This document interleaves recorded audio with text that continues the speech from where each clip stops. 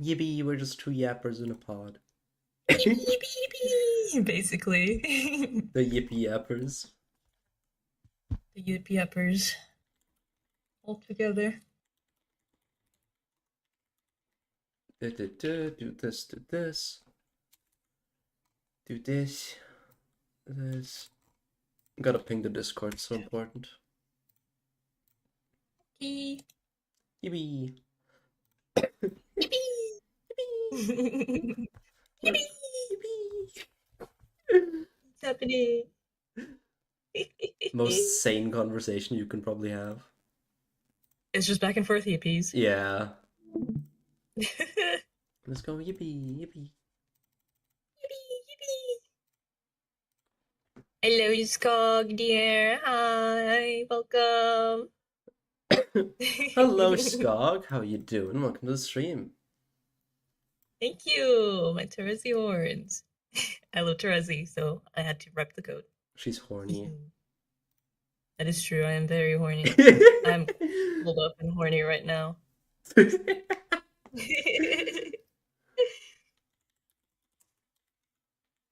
Oh boy, is everybody excited? Everybody's so excited. A big yap session today. Sure. And what's funny is that I tried to I wrote like the bare minimum. Okay, believe me when I say that. I wrote the bare minimum and I'm like, shit, this might be a lot. Don't ask me how many PowerPoint slides there are. Can I guess though? Like, if I'm somewhere even near? Yeah, do it, do it. Okay. Actually, I don't even know. Wait. Look away. Look away. Okay, I'll look away. I'm looking away. Wait. Oh my god, I'm so... Okay, you can't guess. Okay. I'm gonna say 32. No. Is it more? Yeah, it's more. Thank you so much for the follow, Skog. Is it okay? 46. No. Did you go over 50? Yeah. Oh my god. I didn't know. On my defense, I didn't realize that I went over 50. Okay, I got a bit carried away, and I thought I was writing the bare minimum. Okay. Okay. And I will go as fast as I can. I swear on the gods. When I had other people on, it varied from like a 10-minute presentation to like a 2-hour yap session, and I'm like, okay, I think you'll break records here. I might break records here. I might keep you up all day. We don't want to do all that. I'll feel bad. And we're both, by the way, for the people who are here, we're both sick. And we're going to try our best. And Tumalabok is going to try their best to understand me. And I'm going to try my best to explain all of this while we're sick. Gosh. You want a full breakdown of Homestuck page for page? Page by page. It's in there. That is probably reserved for like my own stream only because I'll feel bad. Hello, welcome. That's insane. I swear I didn't realize. Oh dear. How long did it take you to make that? Did you like go full hyper focus 2 hours? Can I be really honest with you? Can I be really honest with you right now? You already had it? No, I wrote it this morning. You wrote more than 50 slides today? I wrote it this morning because I got so busy last week and I told myself I was going to do it over like the next few days. And then I forgot we had like a scheduled game. So I did that and I'm like, okay, I'm going to do it like right after. And then I started feeling sick and I'm like, shit, this is not good.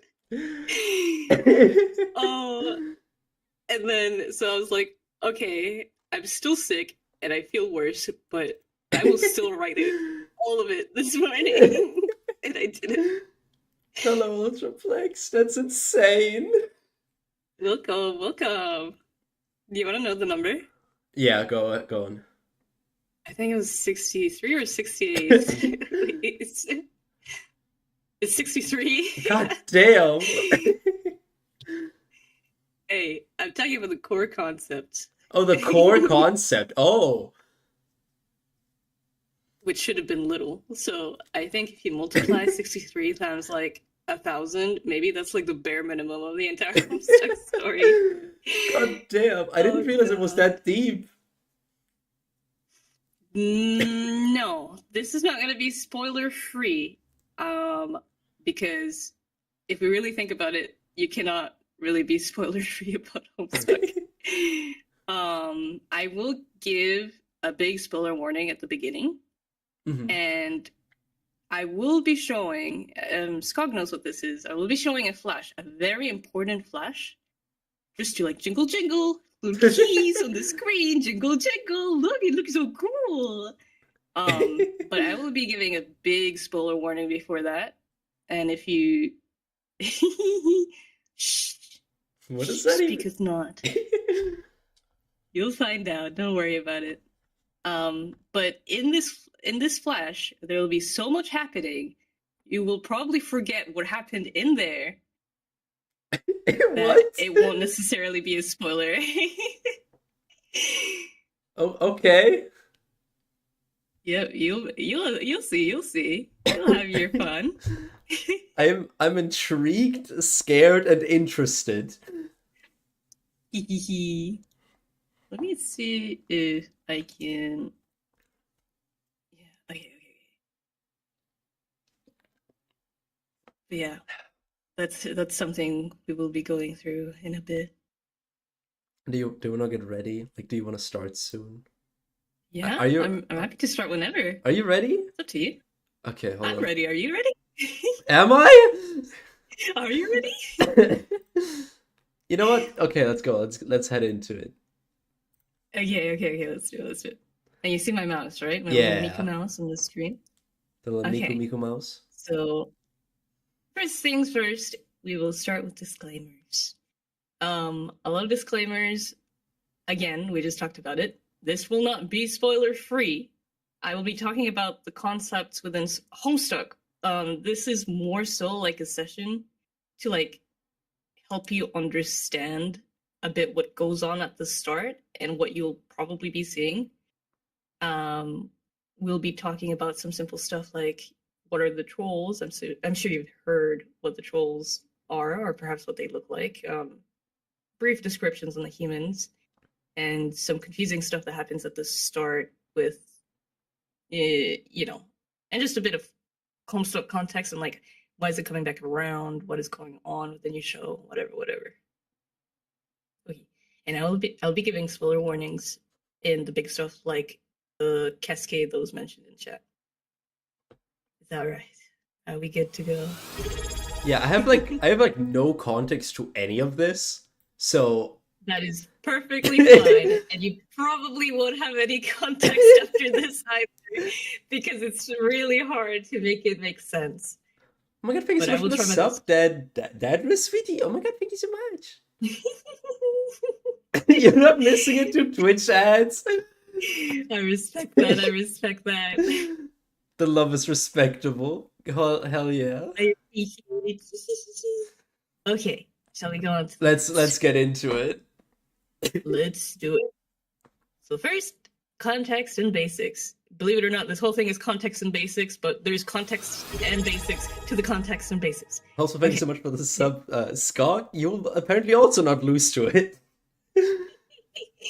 That is so based. Thank you. Thank you. Okay, so what is Homestuck? Simply put, it is a webcomic created by Andrew Hussey. I'm sure you've heard that name being tossed around. It was started on April 13th, 2009, which is a very important number because 413 is a word that we usually throw around and we talk about and we celebrate. We celebrate Homestuck on 413. And it ran from 2009 to 2016. And it spans around 8,123 pages or some odd, somewhere around that. They play a game called Spurb. It begins with a meteor like crashing down and it destroys the Earth, and it basically becomes much more convoluted after that. Much more convoluted. It is very text heavy. It incorporates incorporated flash animations. And it does have like a few bits where you can play like a few bits of games and multimedia storytelling in the way that actually there's a bit more outside of the web comic that is Homestuck, especially with the show coming out. So yeah, that is Homestuck, simply put. And it is coming back around because, as I'm sure you guys have heard, the pilot has been announced. Yippee! It's been so long. I didn't believe it was gonna come back. I actually didn't believe it was gonna come back like this, but it did. It is under Vivian's studio, which is Spindle Horse. As I'm sure you know, Viv Dawn has been Hotel and Hell of a Boss. It is set to release next month, which I was really surprised about. I thought it was going to be like next year or something, and they were like, "No, it's September," and I'm like, "Oh, okay, wow, that's really quick." But I guess it is a pilot. So it's coming back around as well because Toby Fox is voicing John Egbert, That which is is the main so character. crazy. It is so crazy because we live in the era where we hear Hell of a Boss, Has Been Hotel, Homestuck, Undertale, Deltarune, all in one sentence. And it is nuts. Toby Fox, Andrew Hussey, and Vivian in one sentence. I think that's absolutely insane. I never thought that was ever going to come. What a timeline, actually. What a time! And it's happening. Okay, so next thing. It was a bit controversial. There was a lot of talks about it, actually. It was all over my fucking timeline. People are concerned because this happened actually right after a bit of like drama. So basically, something is going on with the Homestuck website. We are not able to read Homestuck properly at all. It is becoming lost media, unfortunately. Slowly but surely, we're getting there. The website won't fucking work. Nothing fucking loads. And so people are relying on different venues, such as the unofficial Homestuck collection. So this is a Homestuck collection, which is literally a one-to-one re-uploaded into a different website, and you can just read it there, and it works because it's being managed. Andrew Hussey supported this. He didn't mind. And he even put it in his, what's it called? You know when you have like a link that leads to other links for Yeah, your bio? He like a basically link had it tree. there. Yeah. Yeah, I even checked it myself a few days before the announcement and everything. Because, yeah, and then he came back around and basically was like, no, take it down. Huh. And it's like, wait, but you were supporting it not too long ago. So what's happening? Why are you taking it down? So it's harder to read Homestuck now, unfortunately, through official means. And now through unofficial means, the Homestuck collection being down. But it is currently available to be downloaded as a sort of program. So you can read it through the program, but not through the website directly. So yeah, he was in a bit of like iffy waters after that. The official website was owned by Viz Media for like the longest time, but Viz Media just doesn't give a shit, so they never really supported like any tech issues that happened within the site. They then passed on the legal rights somewhere. We don't really know. So nobody knows who's managing the website, and it's just there. Like it's just there, and it's not working, and we can't fucking use it. And it's like, okay, what is happening? Another thing is that Hussey's a bit controversial. You'll find that in the comic, there's a lot of old humor, let's say. Obviously, back then we'd slur a bit, and that Oops. still stays because it's an old piece of media. So people weren't too happy about that, especially in the current day and age. And because Toby Fox is such a respected creator now, which I love him, he's goated. They don't want him kind of being involved with like this dude who like did this kind of content before, etc. And same with Viv. I'm sure we've all heard things about Viv and their writing and things they've Yeah. done. So it's all a big mash of like, oh my god, take Toby Fox out of there. Hmm. But people seem to underestimate that Toby Fox is actually a largely involved person in Homestuck. They were basically brothers, Andrew Hussey and Toby Fox. So actually, Undertale and Deltarune, well, first Undertale was made in the basement of Andrew Hussey while he was creating Homestuck. That's why it was called Undertale, because he was under the basement. What? Yes, that is correct. That is basically what it is. And Toby Fox is actually the lead producer for the music. He is the lead for the music group. That for makes Homestuck. sense. That makes So so all much of his sense. music, you can, all the Homestuck music, you can tell it's Toby Fox. Yes, that is indeed the story of Undertale, funnily enough. And people don't know that, which is it's really funny to me. It's like, nope, that was Andrew Hussey's basement. I had no But yeah, idea there was any connection to that. What? no, there are a lot of connections. So another thing recently that's been going on, Undertale fans have been kind of getting a little annoyed at us because we're like, no, you should read Homestuck. Like, unironically, okay, no, not to be annoying, but you should read Homestuck because you'll see that a lot of what's happening in Undertale and a lot of the humor from Undertale is inspired by Homestuck. Because again, they were living together, they were working on Homestuck together. It's give it a chance, you know what I mean? And then the controversies happened one after another, and then we got the pilot release. So that was really interesting. Here's some like little tiny little references I put in. Let's see. So here on the right, top right, this is a very, very iconic line that is in Homestuck. You'll hear it all the time. I won't spoil what it is because it's a big line, which is why people freaked out so hard when they saw it. Here we got Toby Fox with the Terezi. This is literally a one-to-one line with something that happens with Rose, one of the characters, and her mom, if I remember correctly. This is literally Jade. So I won't spoil. Okay, it's just her. At some point of the story, they look exactly the same, like this. Somehow, I promise. Believe me. Trust me. I won't spoil it. Oh, here. Wait. My head's covering up the slide. Wait. Here the bra. Okay, I'll just read it out to you. My mom had them bronzed. There you go. That is the Rose's line to her mom at one point.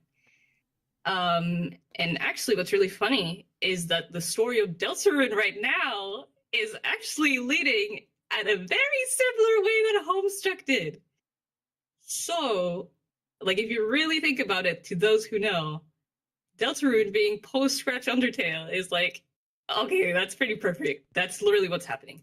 You guys are probably not going to get the context to it, but this is a trust me scenario. Like it's happening. I don't even get the Undertale references. I've never played it. Oh, you haven't? Okay, that's fine. I have no idea. Don't worry. So it's all just basically just tiny little references from just lines. It doesn't have too much of a deeper context. I think it needed more red lines, so you kind of seem like the guy with red string and pinning everything on a pinboard.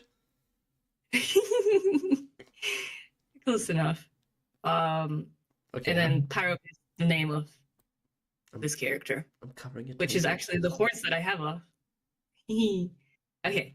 Anyway, that's just a little bit of like, oh, maybe I'll be the annoying person and say like read Homestuck so you can play Undertale after and then like maybe really like it. But I will say Homestuck is long, but don't let that discourage you because as soon as you start reading, you can take your time with it and it's a breeze. Okay. Next. So where can I read it? From what we said, Homestuck is being really fucking stubborn. The website is dying. Nobody's taking care of the website. You can try to read it through the website if you want, but this is what it gave me. Oh, shit.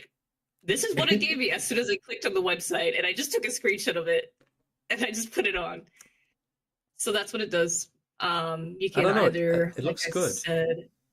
Oh, it looks good. It's definitely... Yep, that's definitely Homestuck right there. I like the story. Yeah, the art is great. The art is amazing.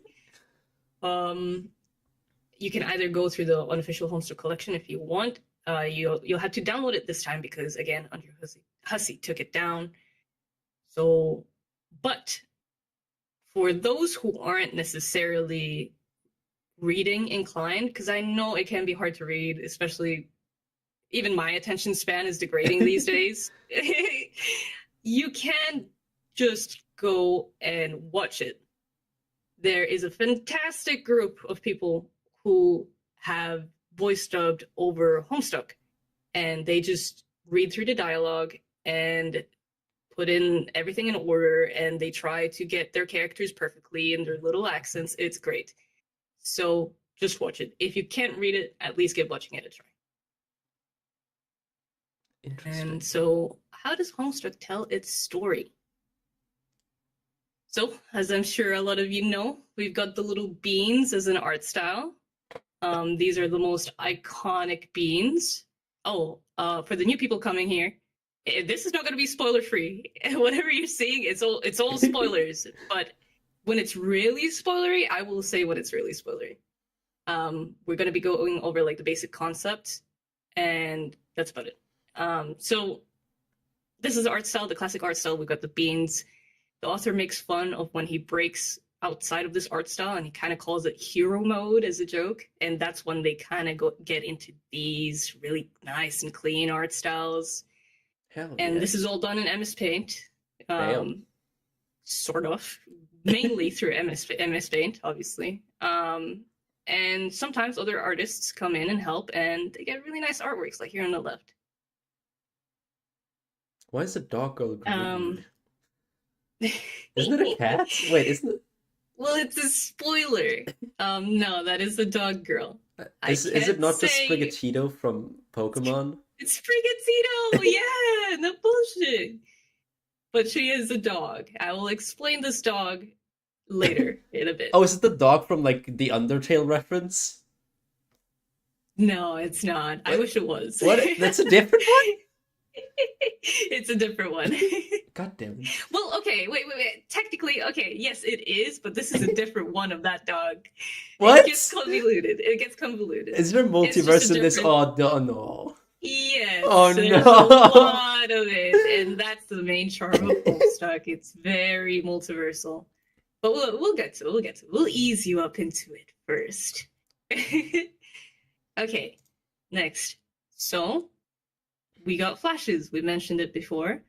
So as you read, you will see it's very text heavy. Obviously, it's sort of like a webcomic book. Once you get to a part of the act, we call them acts instead of like chapters, essentially. You'll see that there are special flashes that come up. So if you remember Flash before it died and crumbled. I'm too young for this. I never did that. Oh, no way. Flashes? You don't remember Flashes? I never played Flash games, no. Damn. It's basically just a video Flash game. And that's Zoomer, essentially yeah, what about played. it, Grandpa? Pardon? Snow called me a Zoomer, and I called him a grandpa. Oh, I will make sure not to call you Zoomer, to not be called Unk again. Hello, Grim. Welcome. Hello. Welcome. But yeah, so once you read enough text, the comic kind of just rewards you by giving you this special jingle jingle key jingle jingle animation of like, oh wow, this looks so cool, and everything is wrapped up so nicely. So everything is convoluted in such a way that you got to kind of play a puzzle game with what is being given to you. But you only ever see that puzzle game come together usually during these flashes. And it's such a good feeling. You're watching it, you're watching everything come together, and you're like, holy shit, that's this, that's that, that's this, that's that. And the music team, like I said, was led by Toby Fox. And I will give you an example of it. Let's see, is it this one or is it this one? Okay. You have to hear me out. Time to get copyright striked. Let's go. I don't think you will. We'll see. Okay.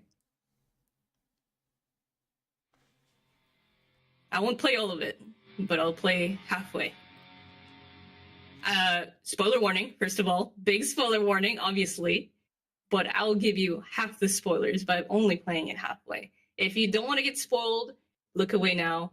You can also just listen to the music. That's all that matters here. Close your eyes. Okay.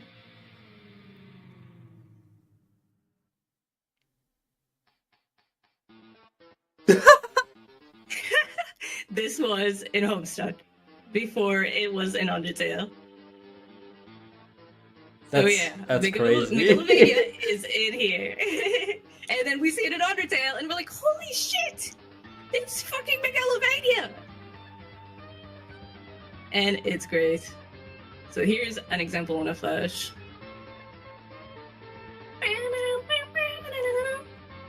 Oh, but it's a bit of a different version. It's a bit, yeah. It's a bit tuned down. Interesting. Okay, I'll play only that. I won't show the rest. Does that mean it's technically a Homestuck song and not the Undertale song?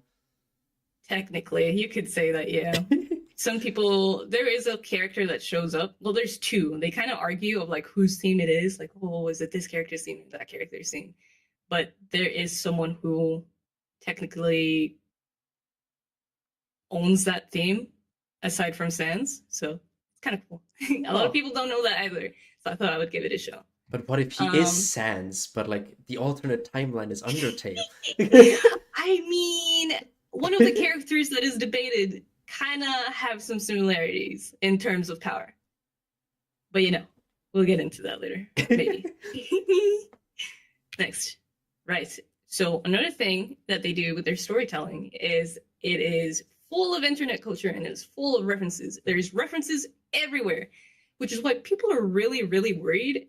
How are they going to adapt this into the show without being slapped by copyright? Like, how are they going to put these posters without changing them all? Or like this on the top right is these. Obviously, it's the Insane Clown Posse. They are a very integral plot point to Homestuck. Like, they are very important. I don't know if they're going to change that. And if they change that, it's very weird because they're very intricate and they're very niche with like what they put in and what they talk about with the references. Also go to furries. We got a lot of Nick Cage in Homestuck. We've got literally a brony right here on the left. I just see so Betty much Crocker. Zoolander stuff down there. Yeah, it's everywhere. There's so much. Betty Crocker is also a very integral point to Homestuck, and Betty Crocker is an actual brand. So, wow, I wonder what's going to happen. Okay, next. I did put a note in, which I think should welcome a lot of new readers if they ever consider reading Homestuck, or if, just like kind of like reminiscing, I guess. The first few acts are regarded as slow. They have a very unserious art style and are often the gatekeeper for the series. Some would even skip all the way to the trolls, all the way up to Act 5, despite there being seven acts in total. So some people will basically just be like, this is not interesting at all. This is too convoluted. This is too much. I'm going to jump to the part where the trolls are, which are the more known characters. Because they're so silly, they're so whimsy, and they have great characters, but it's really not good. Because a lot of Homestuck, if not everything about Homestuck, I've mentioned it a few times, it's the intricacy, it's the media literacy, it's the puzzle solving, it's the insufferable amount of Chekhov's guns. I don't even know if I spelled that right. I hope I got that right. There's a lot of Chekhov's guns, and what Chekhov's guns are is that something that appears at the start will make an appearance later on. So anything that you see, like, let's say, randomly in Act 1, has a very significant importance later in Act, 5.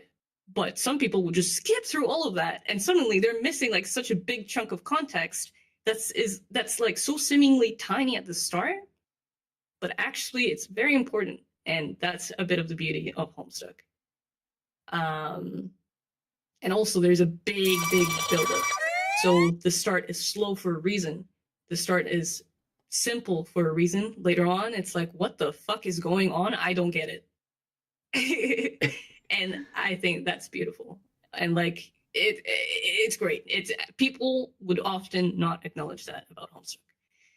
This thing on the right, I'm sure some people know what it is. I will not spoil it, but I hope this guy haunts your memories and nightmares in your sleep. And then maybe if you read Homestuck one day, you're gonna be like, oh my god, it's that thing. That ugly thing. But yeah. Hello guys. Hello everyone. Hello, hello, hello. And Hello. yes, there is a random firefly that speaks in Morse code and is super cute, and its symbolism comes up later on in a very important scene. So it's just little things like that. Okay, next. So how the dialogue works. We are watching them speak. So essentially, we're reading through their dialogues. Homestuck is about online communication. So how it starts is it's essentially just some internet friends just talking online. And we see those dialogues. They've got their own handles. And then we've got the dialogues going on. I'll explain what the writing is a bit, which I'm sure you guys have seen. There's like a bit of quirkiness to it. And it is very interactive in some parts. So like, for example, this is a Firefly that Dredsky mentioned, where it just speaks in Morse code. We're like, okay, what the fuck is it saying? So some people will just go and translate this whole thing, and this thing is just being super important, telling us something really important. Sometimes the writer tricks you, and this fucking little firefly is instead just saying bark, and it's like, okay, whatever. Here's another piece of interactive writing. I actually had to fucking search for this segment and put it on. I think they changed this a bit because if I remember correctly, back then the background would just be pure white, and then you'd come into the conversation, and it'd just be someone just talking to nobody, and you're like, what the fuck is going on? And it isn't until you highlight the text, and you're like, no, someone is talking just in white, so I can't fucking read it. So you have to read the entire conversation by highlighting this dude that speaks in white. But yeah, here are some conversations that I found really funny here on the left. This one's definitely my favorite. So this dude is like, how old are you? 6. God damn. Okay, now you're messing with me, aren't you? You aren't 6. And this person's like, no, it's true, because it actually is true. This dude's, whatever, that's bullshit. Okay, fuck it. Just don't tell your parents. And this fucking person is like, what are parents? Like, that's just about the saddest thing I have ever heard. And it was so funny at the time. Good Lord. But they do it so well, and every character has their certain way of speaking that you can kind of tell how they talk out of it. It's very creative. This person doesn't even use punctuation, and this person just reads it wrong. It's like awesome. Some stuff like that. Okay. Anyway, so now we're going to get slightly more convoluted, if not convoluted.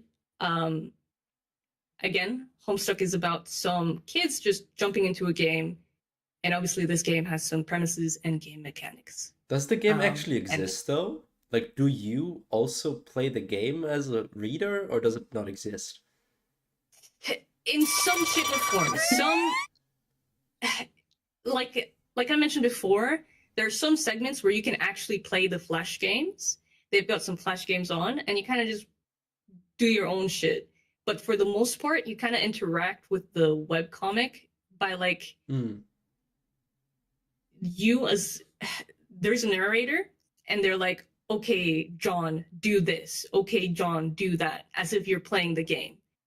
But you're just clicking through and reading. Does that make sense? You're commanding them to do something. Okay, yeah, okay, I get it, yeah. Yep. So technically you're playing the game, technically not. There are some parts where you actually play the game, etc. And oh, thank you, Mayur Day. Thank you. But okay, let's get into it. So we call it Spurb. For the troll version, it's called Spurb. Um, Essentially, it's a Sims game. Of course. They connect into the server, and basically, you're playing Sims. There's just one person who just goes God mode. You can do whatever the fuck you want, like you're doing Sims in someone's room. And then someone is basically the client. And basically, what you have to do is you have to deploy all of these like machineries, and you have to get to building this form of puzzle. It's essentially an item that we'll see in a few slides, and you have to basically solve the puzzle. That's like the first part of this, but that's it simplified.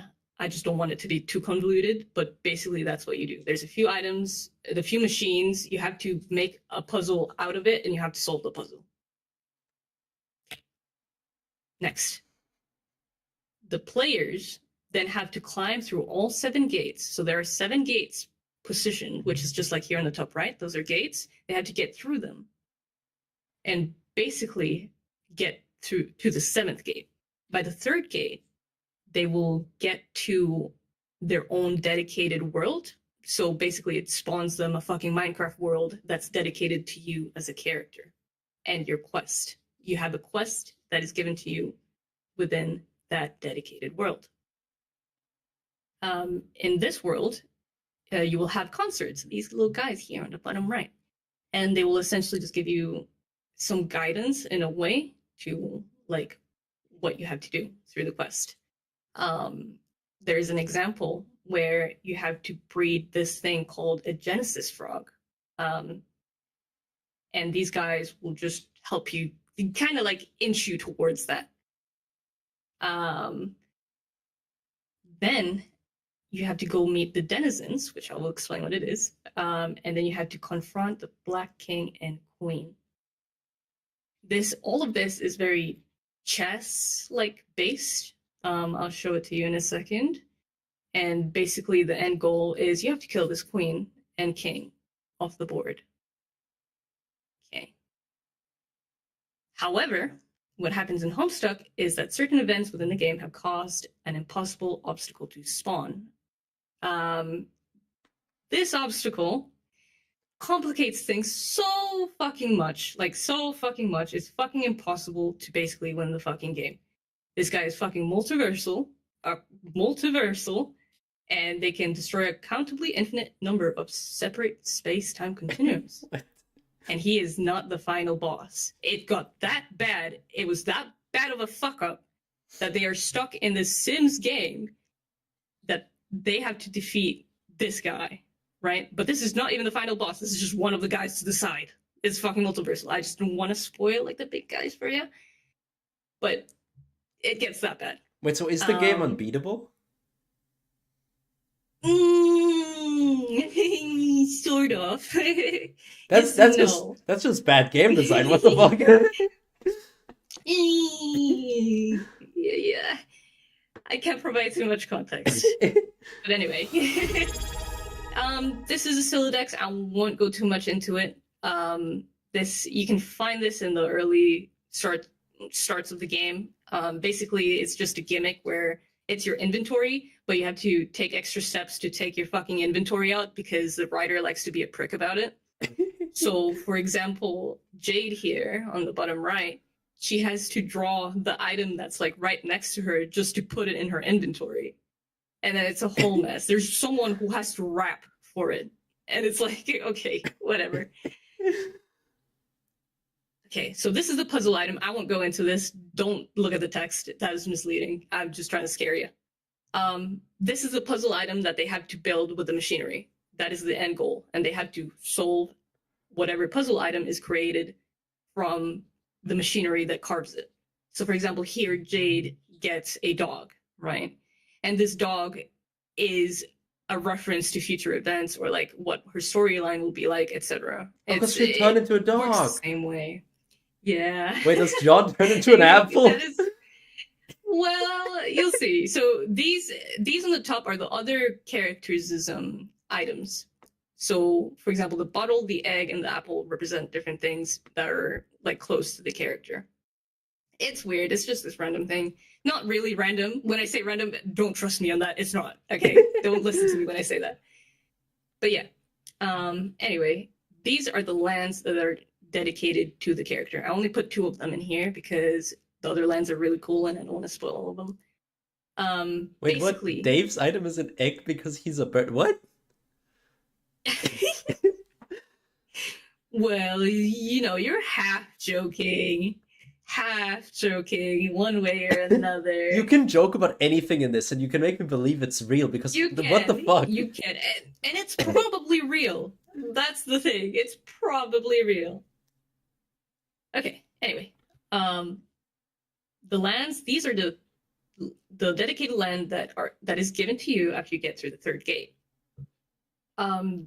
These lands reflect your character, your future progression and storyline, and your personality and your quest in general. So usually people the characters will have a quest given to them and it has to do with something relating to the world that they're in. So for example, on the top right, that is John's world, the main character. Um, so like for example, in the text that I wrote here, you can interpret the land of wind and shade to relate to John's freedom within the wind aspect, but the clouds may be a reflection of obscurity within his goals or a sense of detachment from within his old life. At the same time, it serves as a situation in which John has to metaphorically overcome with his newfound role. I'll explain what role it is in a bit, That's but deep.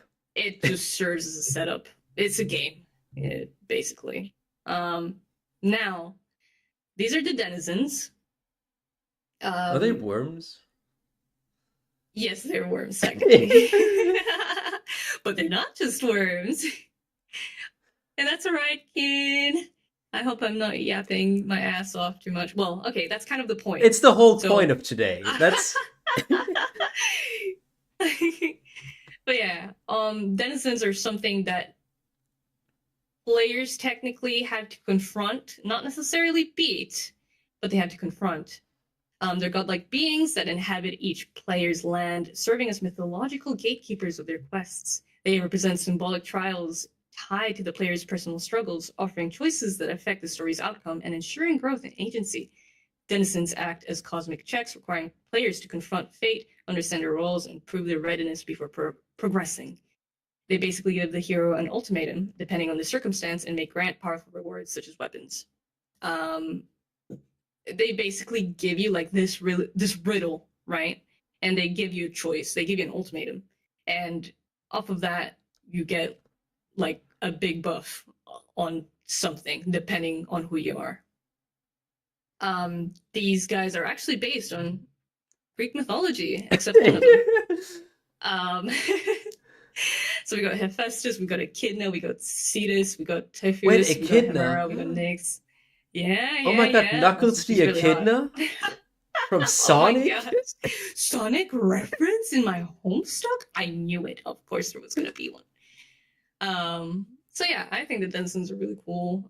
Usually with the Homestuck art style, it looks like this, but then you suddenly get to the page and it looks like this, and it's like, Jesus fucking Christ, okay, I get it. Also, hi Gollum, welcome, welcome. Hello. All right, you're not too late. Next. Right. So, back here, I mentioned that the players have to climb through all the 7 gates to reach Skya. So Skya is essentially a world, a chess world, right? As you can see on the left, it's kind of covered. But it's basically a battleground between the white and the black. It's literally just a chessboard. Oh, why is this covered? No, this is supposed to say the Queen's ring. But basically, the Queen has this one ring, and it basically reflects, oh, like queens are correct in a fucking chessboard. They contain. Oh no, I didn't explain the kernel sprites. I'll do it in a second. So they contain a number. If you see right here, it has like 4 notches. There's one like hidden, but the ring has 4 notches on it. That represents the 4 characters that enter the game. And what the players can do is they can do this thing called prototype. So you know how like when you play a game, there's usually this guide that helps you through the game? Yeah. Basically, what it spawns is a sprite which guides you through the game. But this sprite, you can put anything in it. So like I can throw you in there and then you can be my guide. You will be omniscient, you will be immortal, That would and you be can cool as hell. Can you know do that? exactly. I will happily do that. I was And you born for just know that. everything and you can guide me and like you're awesome. Right. But whatever I throw in that prototyper will give the queen power, which counts as one of the notches on the ring. Um, so let's say I throw in, okay, let's put this into context. So John, what he did is he grabbed a jester plushie and he threw it into the prototyper. So what happened is the queen got this jester outfit because of it, if that makes sense. So whatever you Oh. put into the sprite influences the queen of that world. It gives that the power. So she'd get badass So moth wings if she got me. exactly like that. Um, right. This, but only Carpathians. So these guys on the top right, and obviously the king and queen, can wear the ring and get these powers. Yeah, sorry, a Harlequin. Um, and let's say, should I spoil it? I'll spoil it Do it. later. Okay. Um, they will get these abilities, they'll get these attributes, and basically it gives it to the queen. Not only that, but the ring is really, really powerful in the way that it has this ability called the Red Miles. The Red Miles is essentially, how would I put it? It's like creeping like red vines, which just fucking boom the world. You'll see it later on. And it's cracked. It's really cracked. It just shows how the queen can just fucking go everywhere in a chessboard. Is it cracked at Fortnite Um, though? it's so cracked at Fortnite, you Holy have no shit. idea. Holy shit. Right? The cool kids play Fortnite, like the younguns, right? I know how Fortnite works. Um, oh no, this is fucked as well. Okay, so this is the reckoning right here. What's happening? The reckoning is basically a 24-hour event where the dark side is guaranteed to win. That's just how the game works. Like the black part of the chessboard is always a guaranteed win. And basically, when you reach Skya and the battle starts, um, meteors basically start showering down. And the planet's method of defense is basically just putting up portals around the world, which teleports the meteors to fuck off, right? Fuck off nowhere. But actually, those meteors were the meteors that were hitting the Earth and booming them, right? But anyway, that is one method of defense, which is used by using the King's Scepter. So this little guy right here, that little scepter he has, that just fucking booms planets with meteors. Damn. Um, right. So basically, they have 24 hours to beat the king and queen to end the reckoning before the meteors basically become too much and fucking get past the defenses and just kill Skya. Which, if you don't manage to beat them, or like if you let Skya die, your session is just lost. It's an unwinnable session, so it's a null session. Oh damn. Is what we call it. So that Genesis frog I mentioned a while ago, I will provide absolutely no context. I just want you to look at this image and be like, yep, that's the Genesis frog. And you can just guess what it is, but it is a Genesis frog, and it's right there on the screen. Sure Those is who a know, frog. no. He sure is a big fuck-off frog with something in its little throat. I feel like there's a But this galaxy in is... there. Oh, Like it looks kind of like the Milky Way. So maybe, sort of. Maybe some people might be living in a frog after all. But you never Is he know. the You can universe? trust me. Oh, I don't know. I don't know what to tell you. But this is the Genesis frog. One of the main goals that the players have to do, and if they don't do this, they lose the game. It's unwinnable. They have to breed this frog into existence. And it's rare. You have to keep breeding fucking frogs to get this motherfucker. And I will explain how later on. Okay. So this is the scratch. Did that Okay. frog cause the big ribbit? It could. You want to see it croak? Croak? I mean, I don't think you'll get to see it once it does it. Right. So this is the scratch. So, okay, it's not the scratch. The scratch is a concept. So basically, it's a construct that is essentially a big panic button that hard resets the universe to a point where their entry, to the point before the player's entry. So this thing right here that we're seeing on screen, it's a beat mesa. it's a big fuck off turntable. Okay. And for each batch of players, it's different. There is one specific type of player that can access this. Only one in each session. But this is your panic button, and you're like, oh my god, there's no way to win. I didn't breed the frog, whatever.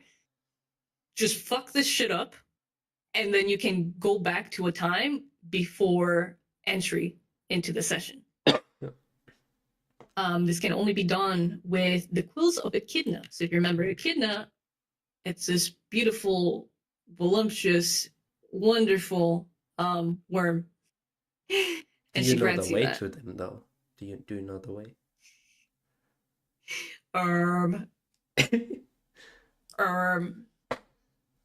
Silence, we will not spoil. But there's also one more exception. I will not say what it is, because it is a secret exception, guys. Is the guy in the image fucking dying? He looks like he's been impaled. No. He just has a big fuck off katana. Oh, I thought he was like impaled, and it's like, it's Jover. So cool. He's such a cool character. But yeah, these will be accessed by the Hero of Time, which I'll explain later. So now comes a bit of fun parts of Homestuck. I fucking can't with the outfits. The fucking shoes. I know, they're pajamas. They're awesome. I can't.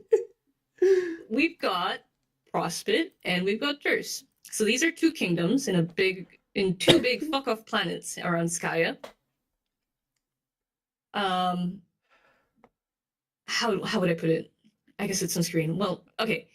Prospit is basically, if you are Prospitian, you are basically prone to a culture of passivity. So you're a passive person. Mm-hmm. You could be optimistic, but I don't think that's like necessarily stamped in. And basically, essentially, Prospit is a kingdom that is ruled by the White Queen from the chessboard, with spires. So, God, I didn't put the image in. Okay. This planet has big fuck off spires where the player's dream selves just live in there. So you've got your actual self, and then you've got dream selves that you wake up into when you go to sleep. Those dream selves live in that fuck off planet somewhere in the chessboard. And you kind of reside in there. So for example, in John's session, there's 4 people. So there's the 2 that are in Prospit, and there's the 2 that are in Durst. When this planet eclipses into the Skya atmosphere, you can basically see the future, the present, and the past. So you can see what the fuck happens, what the fuck happened, and what is going on. So that's a really cool perk when it comes to being in CrossFit. Um, with Durst, it's exactly the opposite. So the kingdom is full of offense and aggression instead of passivity. And the ones who reside in there are quite pessimistic in a way, sort of. Um, so basically, it's like, oh, these the two characters that reside in here are optimistic. The two characters in here are pessimistic. Is kind of like what we go with. Mm. Um, Durst is kind of like instead ruled with like rebellion, and it's like very obviously purple instead of blinding piss yellow. And they get really cool Durst PJs instead of piss yellow fucking PJs. There's no clear bias here for me at all. But And if instead of if seeing the they piss their clouds, yeah, pants, you they can't won't see see. You're it. right. You can't see it. Okay, you might be cooking. You might be cooking. Like he's You obviously a might be pants putting peer. me. Look at him. I think he really is, bro. Oh my god. Okay. Theirs is basically instead of the clouds, they have this thing called the horror terrors, which basically you can see them much more closer. And these are the horror terrors. It's kind of cute. Okay. So basically, um, they are known as like outer eldritch gods. They are really, really fucking powerful. It's hinted that they have created the universe that the trolls are in, which we will see later, the trolls. They are very omniscient and they can be so strong that we even see one. Well, we talk about one close to one of the characters that basically a single peek from them can exterminate every single troll from their galaxy. They are quite mysterious. We don't know much about them, but we know they're powerful and they're being killed. So they want our help. Um, Next. This is another fun part that people often talk about. Um, Damn, I really put no images in here. Classes often overshadow the tasks, challenges, and growth opportunities the players will face. So classes are basically part of, how would I put this into words? So you as a person have your own personalities and have your own storyline, like the course of your life. Mhm. So in the game, there is this concept where based on what your trajectories are and what your personality is, you are automatically assigned some kind of class and some kind of aspect. So classes are basically like a knight or a prince, or a mage, that sort of like RPG stuff. And it can range from active classes to passive classes. So um, I think it's better explained once I show you the aspects in a bit, but they work hand in hand. We call them class specs. And then aspects are basically elements that form reality in some sense, where personality can as well be a defining factor. So there's this aspect called heart. And basically, to make a bit of sense of it, those who are given the heart aspect are basically tied to a personality or story with a sense of self. Ones that are bound by the heart aspect could like either love or basically reject the sense of soul. So, for example, me, because I deal with souls as sticks, I technically could be a heart player because it's so closely related to me. Or the fact that I'm so like in if I were to be in character, I just have completely no emotion. I have complete control over my emotions. That makes me really close to the heart aspect because it has to deal with emotion and soul. If that makes sense. Probably not. But that's a bit of an explanation. Here are some examples. Um, let's say, I mean, there's already definitions here. So, for example, let's see. I could show you this actually. Some people love, actually, a lot of people Oh my god, love to Waddle class Dee! spec characters. Exactly. There's a fuck ton of characters in here, and a lot of people do this. And basically, what they do is they assign them a class and an aspect depending on their personality and depending on their story. So let's pick a random one. Yeah, Hatsune Miku. Let's fucking pick Hatsune Hatsune Miku. Miku. So a muse is someone with absolute, complete passive control over their aspect. And wind, this one like here, well, technically it's breath. Breath represents freedom. It represents carefree. You can get creative with it because you're free. So basically, what they're saying is that Hatsune Miku is like a big pillar that passively invites creativity. Does that make sense? Like it's fun. It's really fun once you get into the nitty and gritty with it. VTuber class VTuber. spec. Wait, that could be fun though. It would be so fun. Literally. Um, I like see. for example, if I were to classify myself, it would be like the Lord of Heart. I think Skog mentioned it. Yeah, Skog mentioned. I'd be the Lord of Heart because, like I said, I fuck with souls, and I have, as the goddess of the river Styx, I'm like I actively use souls, which is the work of a lord right here. So technically, actually, wait, where's the heart? I would be. You could take from Doki Doki Club. Close enough. What class spec do But you think I would be? Now I'm curious. that is a good question. Let's have a think. A real quick think. I mean, technically, you could be, since your whole like um yeah, your whole VTubing thing could be, it's like teaching, right? It's giving insight and all Mhm. stuff and all that stuff. You could be a seer. So essentially what the seer does is bring in insight about different things. Um and that's your entire role in the game. Mhm. So if you combine that with perhaps something that is closely related to you. So for example, again, wind is freedom, life, it's quite literally life. Something to also take note is that these aspects can be taken metaphorically and literally. Mhm. So let's say wind again, or breath. Um, it's freedom metaphorically because it's wind. Or you could say it's like literally wind. You control wind. Airbender. Just a bit of an idea. Yeah, basically. So if we were to give you something, let's think.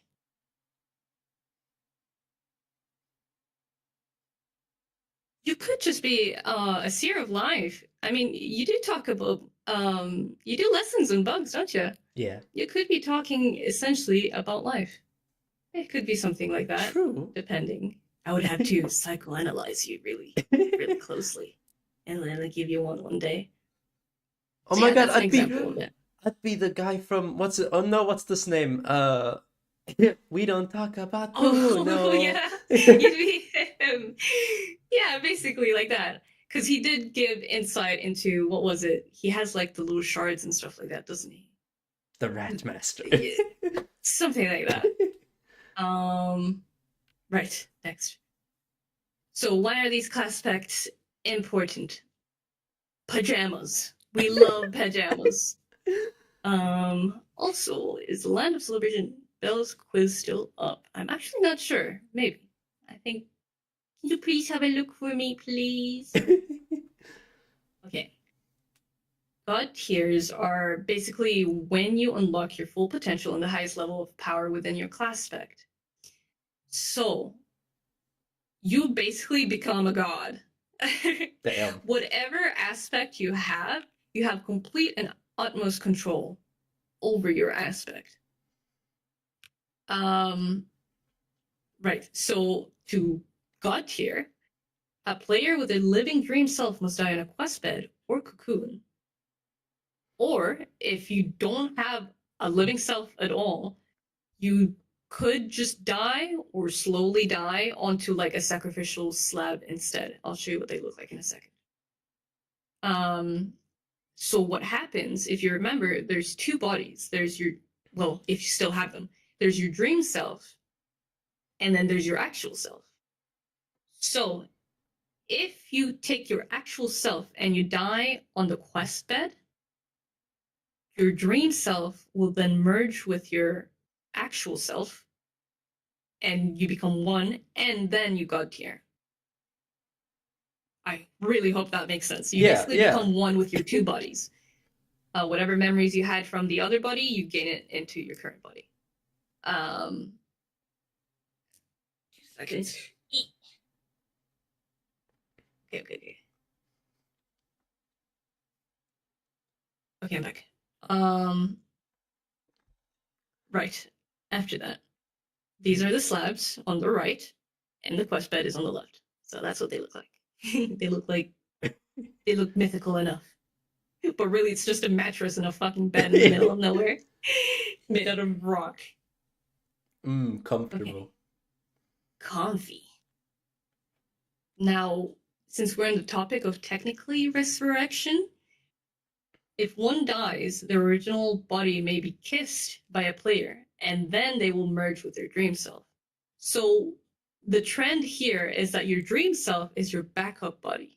So if you die, you have a dream self that you can basically be passed on to.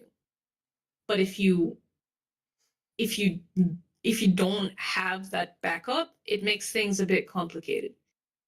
So for example, here, if one dies and like you kiss them, they won't have that backup that can be used for something like the quest bed, which you need two bodies for.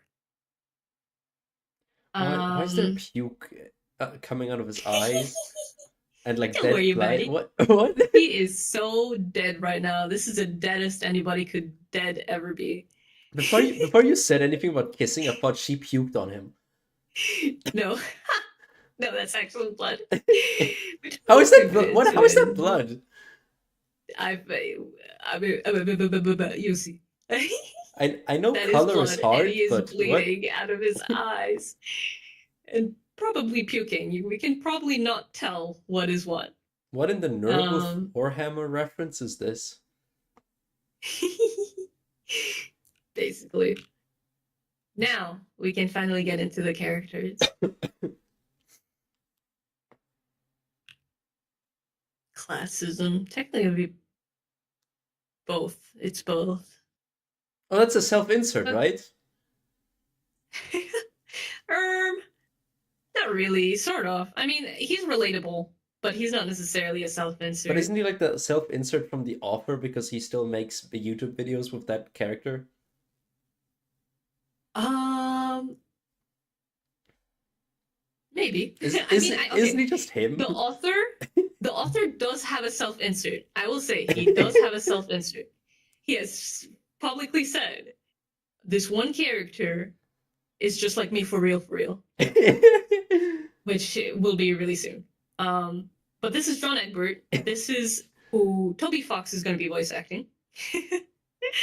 Which, by the way, Toby Fox has voice acted John Egbert before in some silly little stuff, which is why it's such a big thing that Toby Fox has come back and be like, no, I'll actually voice act him. And it's like, what the fuck? That's awesome.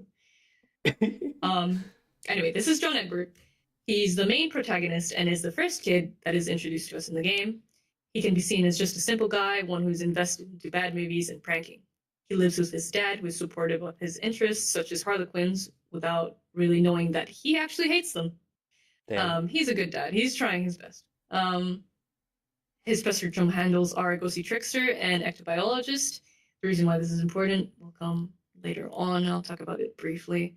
And you know how like there is a client and there's a server user, like The Sims. Mm. He is the client to Rose, and Rose takes over his server. And they all have different ways of talking, which makes it really, how would you say? It's just like it gives like personality as you read. So just like how we all type different, they all type differently as well. Oh, cool. Yeah. So For example, here you can see he kind of types without capitals. He has good punctuation. Rose over here, this is Rose. She types with perfect punctuation. So that's just one of the little things. And he's also very chill when he talks. Meanwhile, Rose is a bit more reserved.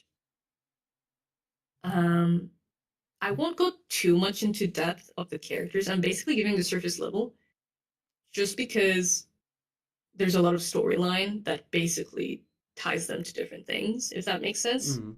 They are all complex characters, unfortunately and fortunately. So whatever I say is a bit, it can get a bit convoluted. So I'm just giving basic introductions. Um, this is Rose. I love her. She's the second kid that's introduced to us. She's very intelligent, she's analytical, and is interested in dark magic, but often has gripes with her alcoholic and aloof mother. She's the strategist of the group. She's actually a seer, um, and Wait, gripes with her can be, alcoholic? What? yes, she has a very alcoholic and aloof mother. So Huh. it's not that her mother is like abusive. She's just not a good mom, but she is a mom. Huh. Yeah, I won't get too much into it. Um, her handle is Tentacle Therapist, and her server is Dave, while the client is John. And she speaks like this, and she's very nice and composed and clean with her writing. She also likes to psychoanalyze her friends very well. Mm. Now, this is this Is is Dave. that the katana Um, guy? yes, that is technically the katana guy. He seems like he'd have a He's katana. one of the katana guys. Yeah. He is basically the third kid that's introduced to us, and he is John's best friend. He is known as your cool white rapper kid. He lives with his brother, literally called Bro, who is an anime and puppet ass obsessed guardian. He loves puppet ass. That is What, completely huh? not out of context. Why does the ass? What? It's puppet ass. It's exactly what you're thinking about. What? Also, Dredsky, yeah, an emotionally absent mom is what she had, basically. Just because she was just an alcoholic and she kind of didn't know what she was doing, but she was a loving mom. Um, Dave, um, back to Dave. Puppet ass. Yes, no, literally puppet ass. Um, his guardian, which is Bro, is obsessed with it and anime, and he keeps beating his fucking ass with a katana to basically get him ready for a battle or whatever. Dave is ironic. He's full of witty humor, but is like a very important character in the way that he's a heavy bearer of like responsibility. His spectrum is Turntech Godhead. His client is Rose, and Dave's server is Jade. So Dave, okay, I'm a fucking Dave Glazer. I love all the characters like equally, but Dave has such good fucking writing. It's insane. Whatever quotes he can find online is probably a Dave quote because he's also really funny and he won't shut up sometimes. He just won't fucking shut up. He will just talk like a chill dude. Like if you can see, he's like old lower caps, no punctuation. He's just a cool dude. Um, and sometimes he'll just talk to someone and then suddenly he just breaks into rap for like the entire page of the webcomic. It's like, bro, please. But he's awesome. He's one of my favorite characters. Um, right, next. And he always wears sunglasses, which is silly. Never takes them off. Now this is Jade. She's super cute and I love her and she's very quirky. She's the fourth kid that's introduced to us and is known as quirky, eccentric, positive, and mysterious, but is a very complex character. Which, like I said, every character is complex, but she is, I think, sort of the most complex one out of them all. She can, well, she is like a happy-go-lucky girl. She's also like temperamental, and that's one of the things that people are worrying about the show as well. They are hoping they don't interpret her as this happy-go-lucky girl as they did in the promos. Like she's always smiling and happy, but most of the time she's pretty temperamental. Um, she lives with her dog called Beck. um, or Becquerel. And basically, this dog is a guardian that protects her from different things in the middle of nowhere. But she's also like skilled at using her hunting rifle, and she's really good at the sciences. And this dog is very important. I wish I really put a picture of him in here. I don't know why I didn't. Um, The dog keeps but showing up for Jade, and it's like, what?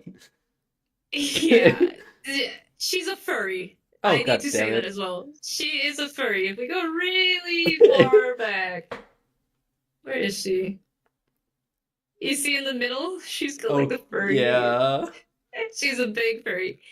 Um, she has this dog again. It's like her guardian, and something about this dog, which I will spoil for you, is that this dog's a god that she just has with her. It's an omniscient being, and it's just with her. He takes care of her. Um, and the reason why I can't believe I'm going to spoil this. The reason why this is where is she? Where is she? Where is she? Where is she? Where is she? Where is she? Where is she? The reason why she's green on the bottom left is because her dead body was thrown into a prototype, including her dog. So she is now an omniscient, really fucking powerful, unlimited source of power god furry. So she became what she wanted to be. She wanted to be a furry. Damn. Um, right. Now that that's Jade.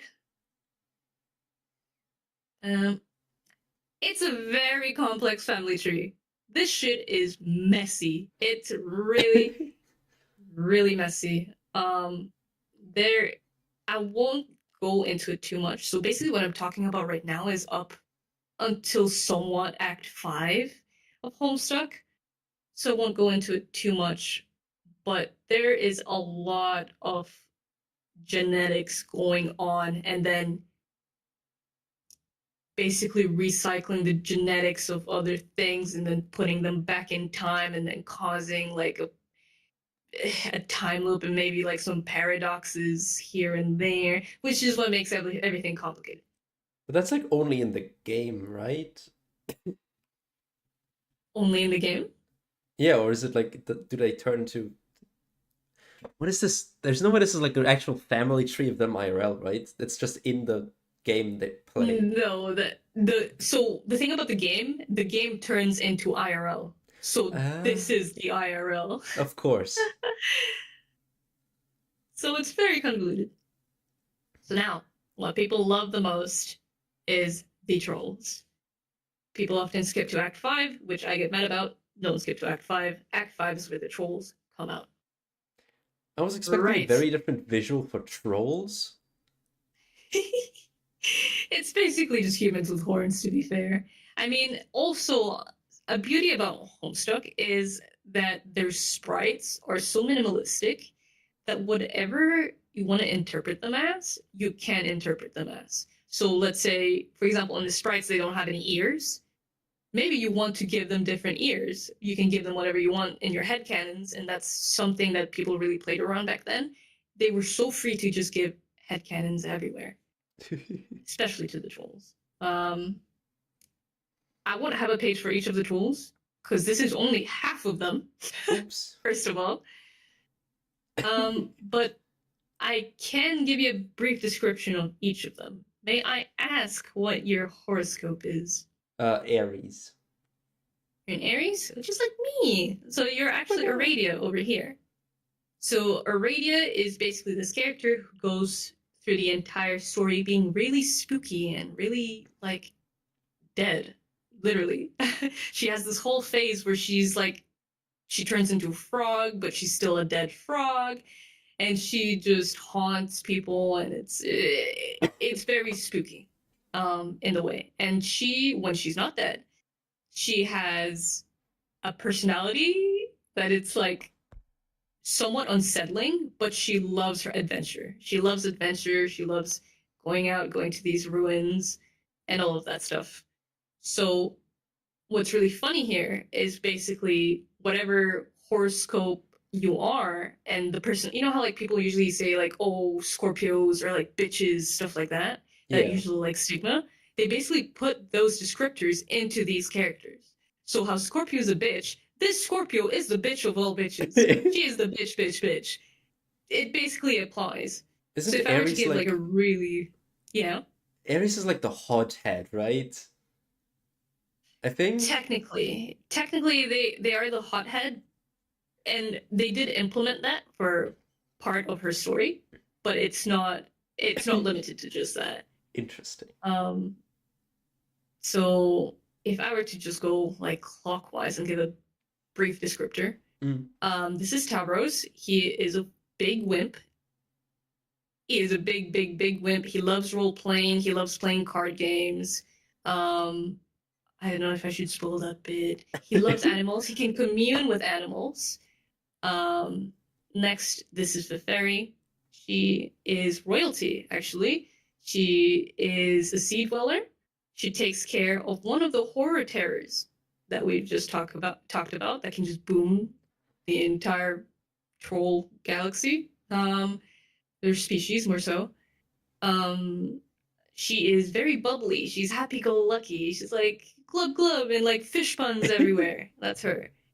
But she can like snap sometimes and like just suddenly like beat your ass like out of nowhere. But she's the one that kissed the puke Um, guy, right? yes, that is the one that kissed the other dude. That was her. This is Vriska. She's like a big bitch. She really wants to be like the center of attention. She's like, she wants to be the hero at all points. She wants to take matters into her own hands. She usually clashes with Tabros over here at the top because of that, because he's kind of like insecure. Um, Next, oh, she's also, how would I say this? She loves luck. She loves gambling. Let's go um, gambling. she's also like technically a spider because it's Scorpio, Ooh. so they're an arachnid. Um, Obviously, we've already gone through radio. This is Nepeta. So Nepeta is a kitty cat. She loves role playing. She loves drawing. She loves shipping. Her whole thing is shipping. She ships all of her friends together. But actually, she can fucking beat your ass. She goes out there, bare claws, and starts murking. She just goes ape. She is awesome. Um, Next, this is Gamzee. I hate him. I hate his archetype. Mainly because one of my friends really loves him and I love to shit on him because it's funny. But it's this guy who's basically, oh, like absolute chill, dude. Like he's so high all the time to basically pacify him. He believes in miracles. He's the clown posey kind of like thing. He's like literally the high guy. That is literally his personality. He Um, is insane clown posse. he is basically. This is Carcat. He is also my favorite, and I'm sure you've heard him a lot. Carcat was also in the trailer, which I don't know why they spoiled it, but I respect that because he's a big character. He carries the whole team, and I'm really sad that a lot of people mischaracterize him off the bat. So his whole shtick is that basically he's like yelling and like he's always yelling, saying fuck, fuck, motherfucker, fuck, fuck, fuck. Um, but if you really read through his dialogue, actually, he's just talking normally. You know how like everybody has their way of typing? Mm. He just types in all caps, but because he's forced to type in all caps, he just sounds not what you think. He is the one that holds the entire team together and carries this entire session. He loves romance. He's the complete opposite of John, the main character. So this is the troll John. Um, and he just helps his friends through relationship problems, any problem really. But yeah, he loves romance and he won't stop yapping. And he does have anger issues. Um, this is Solux. He has two selves because he's Gemini. Um, he is a programmer and he's a big nerd, as I'm sure you can tell. He is the one who died that we've seen. Um, and he is a prick. He's Karkat's best friend, but they get along perfectly. And because he has two selves, he just keeps hearing voices as well, especially based on his class spec. Like he has some stuff going on, and he is not There's this thing that happens when he eats honey. What? Yeah, that's the most context I'll give you. Um, this is Equius. How do I describe him without being weird? He is so strong that if he touches like a bow, so obviously Sagittarius, their whole thing is like bow and arrow. If he tries to touch his bow, it just snaps in half. He loves milk, but he can't grab the fucking cup because if he touches it, it breaks. Um, but he's obsessed. He's like a weirdo in the way that like he has like this weird power dynamic fetish. So if you say like if you act like you're better than him, he like gets off to it. He's really weird, but he's really funny. He's best friends with Nepeta. Actually, they're super super close and they're inseparable and they're super cute. Okie dokie, take care, Golem. Goodbye, Bye. Golem. Tap with Karka because I kept using all caps. Me too. Me too. I still do it to this day, to be fair, sometimes. It stuck with me. Um, Kanaya. Kanaya is basically the fashionista. She makes clothes. She does this. She's a vampire, actually. And sometimes she glows really bright white. And she has a really cool lipstick chainsaw, which I think is badass. Tarazi over here, she's my favorite. She's the one whose horns are mine, right now on my silly little head. She's like he, like evil. So not evil. How would I say? She's cunning. She's cunning. She's a prankster. She likes making fun. She's also blind. She can taste colors, and that's how she has a weird gimmick to her. But she is the goat. She also has like a dragon for like a mom, technically, or a dad. Um, and then this is Eridan. He's a hipster. He's a big fuck off hipster. He is kind of mean in the way that some hipsters are. So he's a He's millennial. very Harry Potter oriented. It's supposed to be like a pun to his symbol, you know, like Harry Potter has like a little thing on his head. It's technically like that. Um, he thinks magic isn't real. Uh, but you know that whole shtick. Okay, that's as fast as I could go through the trolls. Wait, does that So mean that's who Harry they Potter are. is canon in Homestuck?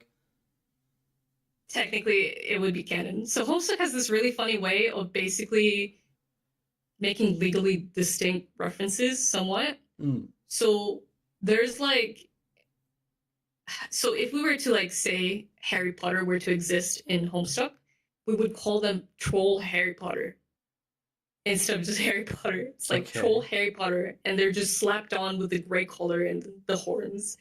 And the movie titles, how it works in the troll world, it's that it's not the title, but it's like the entire description of the movie as the title instead. What? Yeah, it's great. Like a So the entire Wikipedia description summary of is Harry just a Potter. name. Yeah, no, literally. The entire Wikipedia summary of Harry Potter is the title to their Harry Potter. Stupid. Okay, let's get into the hemo spectrum. So the hemo spectrum is basically the color of the troll's blood. So whatever you saw that looked really puke-like, that was their blood and their blood color. So it was like a bit rusty yellow. The color of a troll's blood is important to the caste system in which they work with. Those who are more fuchsia adjacent are higher in the caste, with the rust bloods being lower, such as this one on the right. Fuchsia are basically regarded as loyalty and have longer lifespans inversely to rust bloods, leading up to millions of years. Jade bloods are special in the way that they are an exception and are rarer and more female inclined. The hierarchy also dictates of psychically susceptible they are, so like mind control and some of that stuff. They also dictate how some of their powers and roles, such as like how bronze bloods, like remember that one guy that talks to animals? Mm-hmm. He was a bronze blood who was basically kind of related to animal communion. If you're a blue blood, you're usually more mind control inclined instead of like animal communion, etc. It all depends with your blood. Mm-hmm. There's some mutant types, such as Karkat, which have like a pure candy red blood. But because they are mutant, they execute them on the spot. Oh damn. Something about troll culture is that they are like really, compared to like human culture, they're really aggressive and they're really volatile with the things that they do, or like how they run things. Um, so a lot of the events that happen in Homestuck, you'll see that the trolls are being assholes, but actually that's kind of in their nature. And another thing is like the reason why they're trolls in the first place is because at the start of I almost said show, of the story, when you read through the dialogue, there are like some people trolling them, like not Online not like, trolls. Oh my god. yeah, like online trolls. So it's basically a pun on online trolling by making them actual trolls. Oh my god, they're So rage that's why baiting. when the what's it called? When that when that one dude was like, "You're definitely not 6 years old." It's like, no, that was a troll actually saying they were 6 years old. But here's just a image basically depicting their cast. So whatever's on the right, or like whatever's more pinkish or purple, blue, they're more royally inclined than the ones that are more rusty on the left. The jades are in the middle ground, but they are definitely the rarest of them all, or at least hinted to be, if I remember correctly. So when you hear about Homestuck, there's always like this one joke where it's like buckets, buckets, oh, bucket, bucket, bucket. I don't know if you heard it before, maybe? No, I only know about the TF2 bucket. Really? This is bucket. Yeah, Dear so God. sometimes we'd throw the word like bucket around and people would be like, ew, no, what the fuck? So just to provide a bit of context to those who don't know, basically what buckets are is it's like, I'll just read this out for you. To begin with, troll breeding pairs are bisexual, so um, these pairs will basically reproduce by putting their quote unquote genetic material into a bucket. Um, they have to be in a mate spirit or kismesis, which I'll explain later. And there are types of relationship. And basically, these buckets will then go to mother grub, which is this thing right here on the right at the bottom. And the mother grub takes that bucket full of literally cum and just fucking mushes it all together. Not And as the. explained by Homestuck, it's called an incestuous slurry. And basically, they make an egg out of it, which is in the top left. That's the Is egg. this where cum bucket comes from? Yes, that's where cum Oh bucket comes from. no! So yeah, that's the context to it. So there's like this really funny gag where like the humans will just have like an actual bucket, and the trolls, like the Sims, are like looking into them. They're like, "What the fuck do you have there? That's disgusting!" And they're like, "What, a bucket?" Like, yeah, why would you have that? It's just hilarious. Notice of W warning. My bad. We're gonna the bot's gonna be taken down now. Sorry. It's so Jover. First Megalovania It's Undertale and now so cum. over. God no. But yeah, jade bloods are usually the rarer bloods, which are the jade bloods, are usually the carriers for these mother grub. So technically, they're moths. Hell yeah! So the mother grub is basically a pun on the word moth. So much like mother moth, mother, whatever, right? Yeah. Um, yeah, here they are as like little grubs, and when they got here, the trolls actually get little like mothy wings. Um, looks cool. Okay, you have to bear with me with this cringe fucking writing on the right, but it was like the only image I could find where they were all together. So the way that these guys type, you know how I explained like, oh, Dave like talks like so cool, like all lowercase and all of that. We call them quirks. So basically, quirks are just ways in which the humans and the trolls type, which in the lore context, it's like it it's for their troll culture, so they can distinguish from one another when they type online, and it usually reflects their personalities and maybe aspects of their zodiac. And they also type in their blood color to basically it's just part of their like hierarchy. And they call that hemotyping. It's also a pun. Everything's a pun in this fucking thing. Of course it is. So some examples here is like the first one's Aradia, which is Aries, and how would you say her pun is? It's because it's like she's always wide-eyed. Also, especially because she was like a ghost for the most of it. So her O's are basically just zeros instead. And sometimes she croaks because she had a phase where like she was a frog. It's convoluted, but it basically it gets interpreted into her dialogue. Um, the third one is the clown who's high all the time. So like when like yeah, I saw a dude like how they talk like up and down and up and down like in their like voice. That's how this guy, the high dude, types. And then he's also like obviously he's a clown. So when he puts a smiley face, he puts like a little clown nose as well all the time. And then he goes honk like randomly throughout the whole thing, honk. It's so annoying. Um Vriska, which is the next one after that, the blue one. She's based on a spider, technically again. She's like an arachnid. So when she types, for example, if she were to put exclamation marks, she'd put 8 exclamation marks. Or if you were to say late, like LATE, um, she would put L8 instead. Ah. So that's how she would do it. Tabros, the next one, he is like sort of like he sounds anxious all the time. He's insecure. So how they do it is like they put the first word, so first letter lowercase, and then it goes uppercase. You know how like when you kind of have like an anxiety, that's kind of what it sounds. 7 paraplegics. Yeah. He is also paraplegic. I will say that as well. Um, Unfortunately, due to someone in the story, which I will not mention.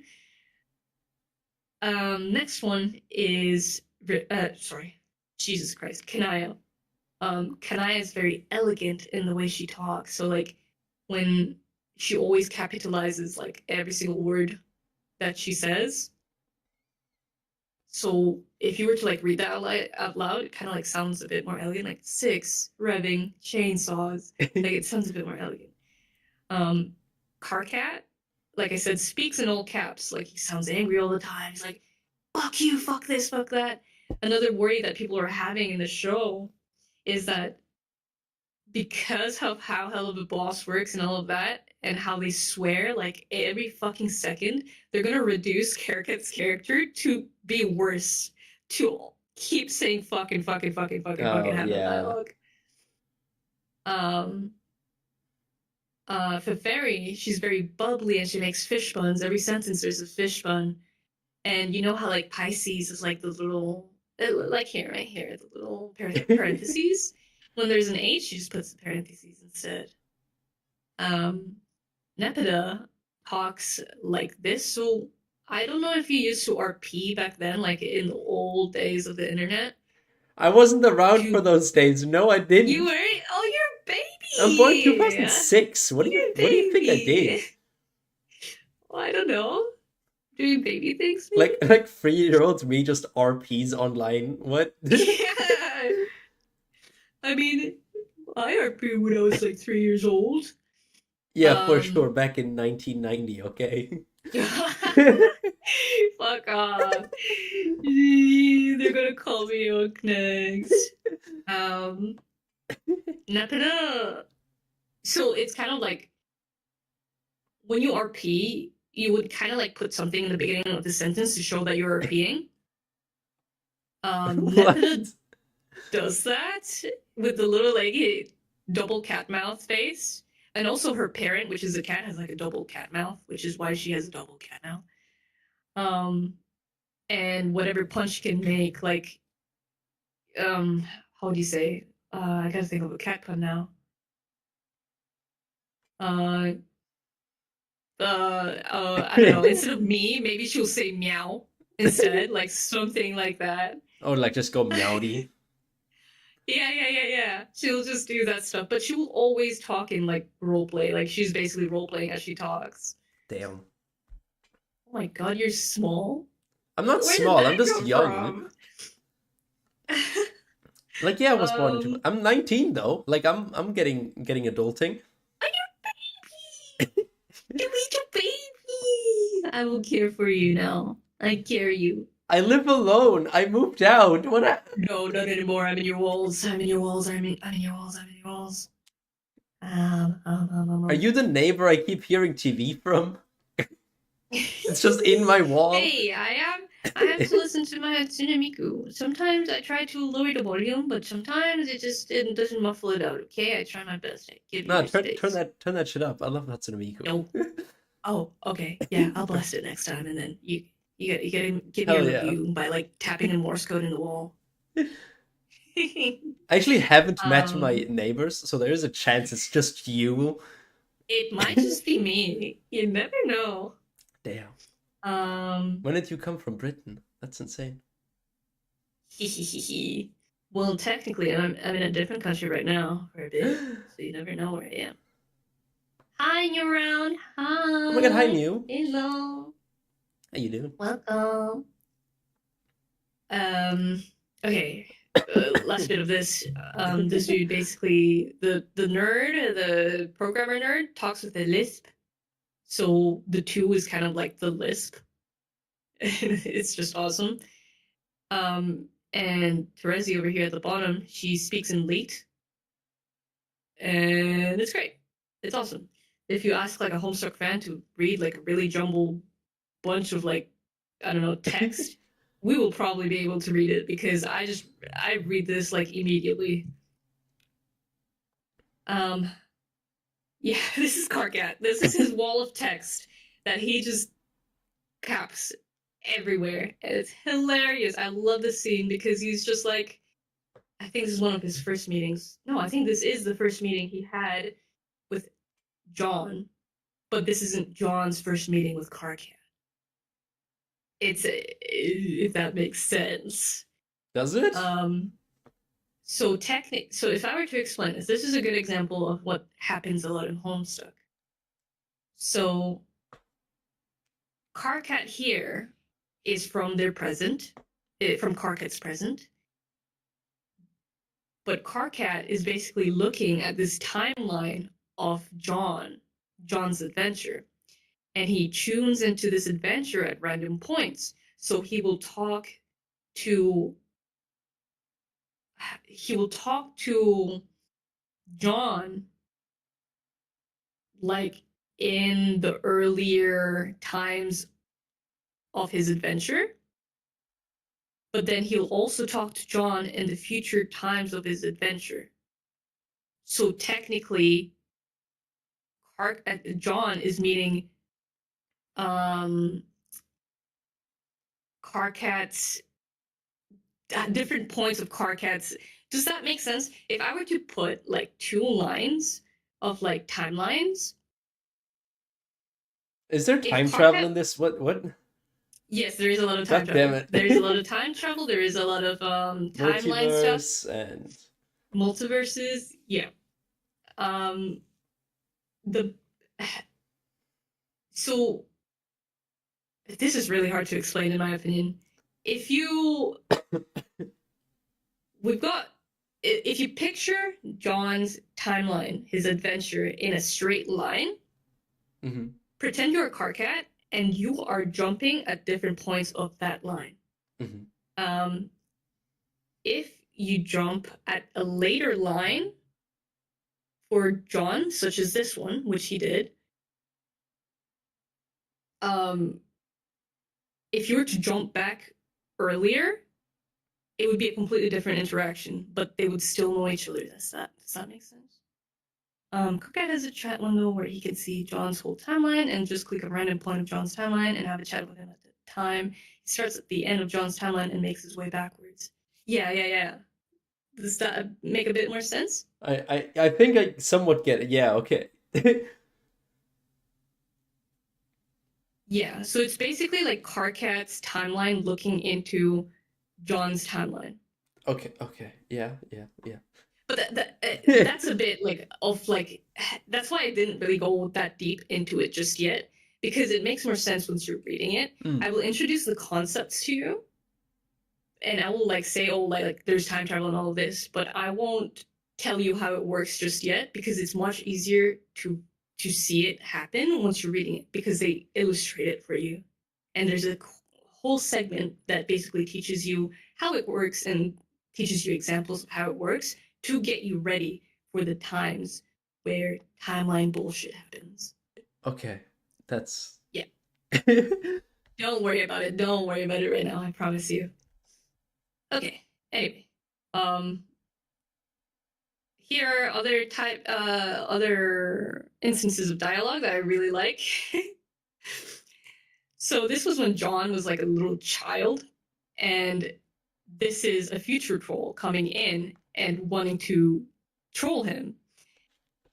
And basically, he's like, "Oh, there's another troll. Oh no!" She goes, "Ha ha, hee hee ha," like out of context. And he's like, "Okay, I guess you're not too bad of a troll if this is all you do compared to the other trolls who actually bully him, just laughing and stuff."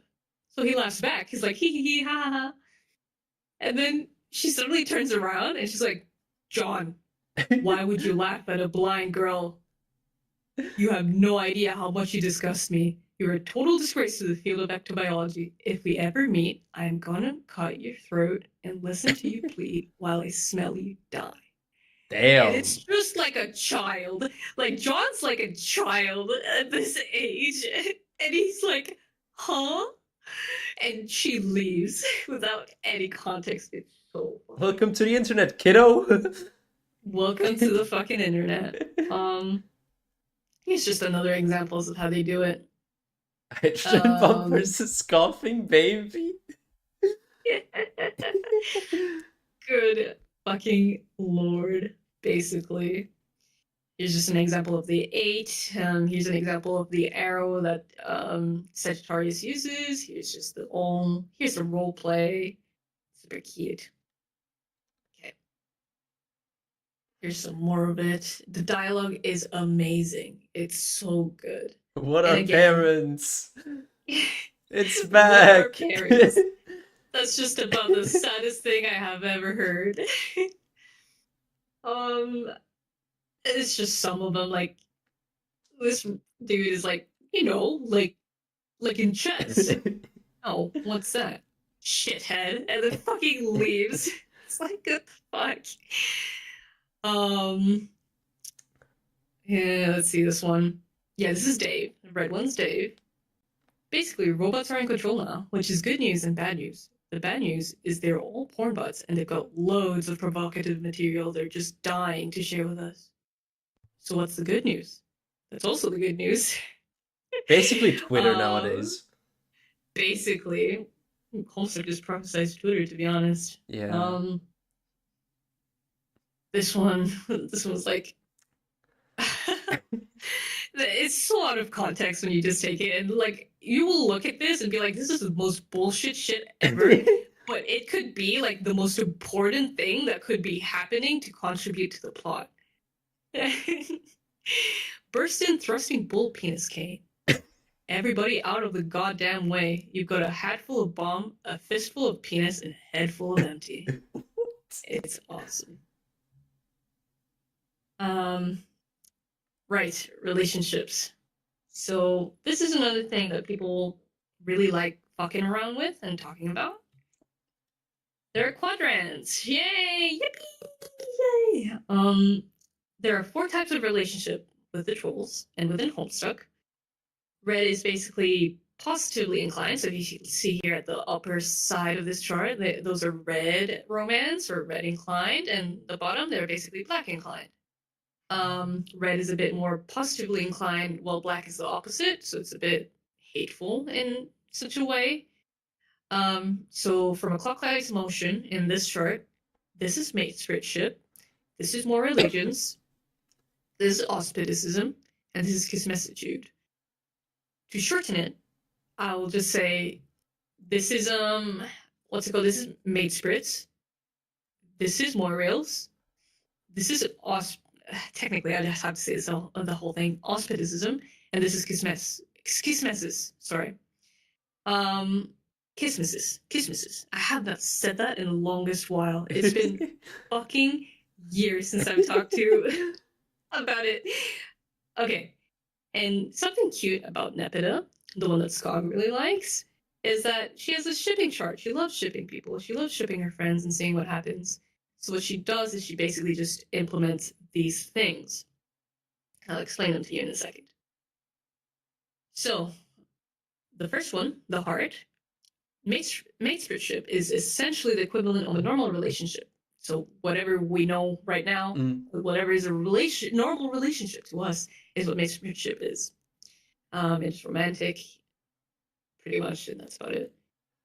More religions, which is the little diamond, is basically the equivalent of like being platonic soulmates, but usually one of them is there to quell like an aggressive partner, and they basically complement each other. So let's say the easier way to put it is like I'm besties. Like let's say I'm besties with you because if I don't calm you down, you're gonna fuck off and kill someone. Is basically what it is. I will kill someone. You will kill someone, so I am here for you to kill them more. I will kill.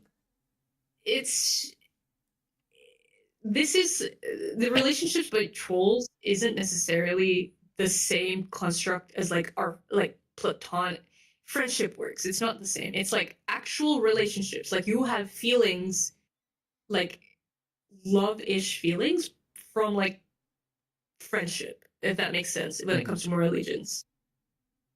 Auspiticism is the clover right here.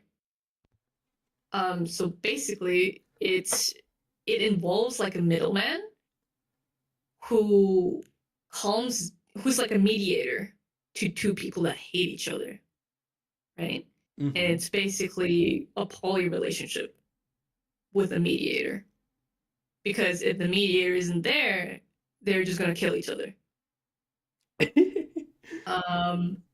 The Kismessitude is basically love, but hate instead. Does that make sense? So like a toxic relationship? Like you really hate them so passionately. Oh. Yeah, basically. It's not necessarily toxic because to their standards, it's natural. It's not toxic. It's like, I really hate you, but like sexually, like that kind of thing. And people will just grab random characters of fiction and basically be like, oh yeah, they're like this, oh they're like that. So these are some examples. Sonic the This is a really good example with Sonic and Shadow. Gotta love because again, office. This is like if Sonic doesn't have a platonic relationship with Shadow, Shadow's just gonna do some fucked up shit, right? That's sort of how it works. These guys, it's the hate version of love from The Office and such, and obviously here we've got a mediator and two people that hate each other. Okay, then. Now, core concepts. We're approaching the end, I promise. Core concepts. So, whatever we just talked about, I am gonna give a very simple explanation to it. A paradox, which is littered everywhere. The term paradox space is literally an actual concept in Homestuck. So this is where an event is contradictory and creates a cause and effect loop. Something that existed then may be caused by something else in the future. And then causality is obviously just cause and effect. That's pretty much it. But you see it very often. And you'll see it very often with Chekhov's guns, which, like I explained, it's just basically seeing something I love that from the past happening in the future. Time travel and time loops. Basically,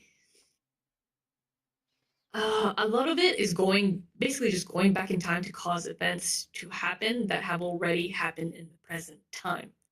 If a time loop contradicts a situation of cause and effect, then it can cause a paradox, which is why you see paradox being a topic most often around Homestuck, because there's a lot of time travel and there's a lot of time loops and there's a lot of causality. And from that comes multiple timelines. So, how would I say this? So we've got one timeline, and obviously, based on your any decision you make, it branches out. And those branches are different timelines, but they exist simultaneously as every other timeline. That's basically the gist of multiple things you'll see in Homestuck, and that will be really, really prevalent. Again, I won't give examples, first of all, because it's spoilers. Second of all, they can be complicated if I give them out of context, because like I said, Homestuck is kind of like intricate in the way that you have to follow it through the story and then connect the dots by yourself, which lead into something and lead into cause and effect stuff. So it might make things sound complicated to you, when to me actually it's not that complicated. And it's easy to put off people when you say complicated stuff. Does that make sense? Yeah. Just don't want to put anybody off, because I promise you, something that also puts people off Homestuck is like, oh my god, what's happening? I don't fucking know what's happening. It's like, no, I promise you, just go through it. And if you don't want to read it again, feel free to listen to Let's Read Homestuck. Because Watch Let's the Read YouTube Homestuck, videos, guys. watch the YouTube videos, because they do a fantastic job of voice acting over the characters and giving them the charm that they already have in the webcomic. And it's much easier to digest. And I know it can be scary. I know it can be scary, and I will always advocate for you guys to read the comic rather than watch it. But I do understand that if you can't, just go ahead and watch it. It's still good. It's still the comic. And this is becoming lost media. So hopefully Let's Read Homestuck doesn't get taken down, just like the unofficial collection, and you guys can keep watching it. It's not done yet. I think there's only like a few acts left, but it's pretty much up to date, sort of. It's almost there. So it's really not that convoluted, I promise you. And if you have like any questions, just DM me and I will help you.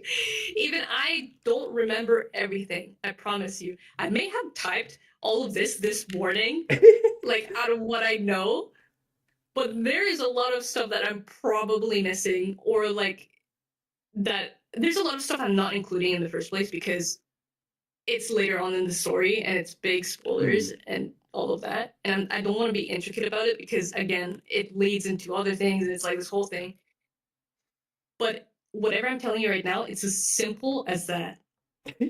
But out of context, if you look at it from afar, it looks complicated. But I promise you, it's not. It's just like the Kingdom Hearts treatment where like people are like afraid to give it a try because it looks messy. Yeah, but Kingdom Hearts is nice. Messy. No. That is kind of messy.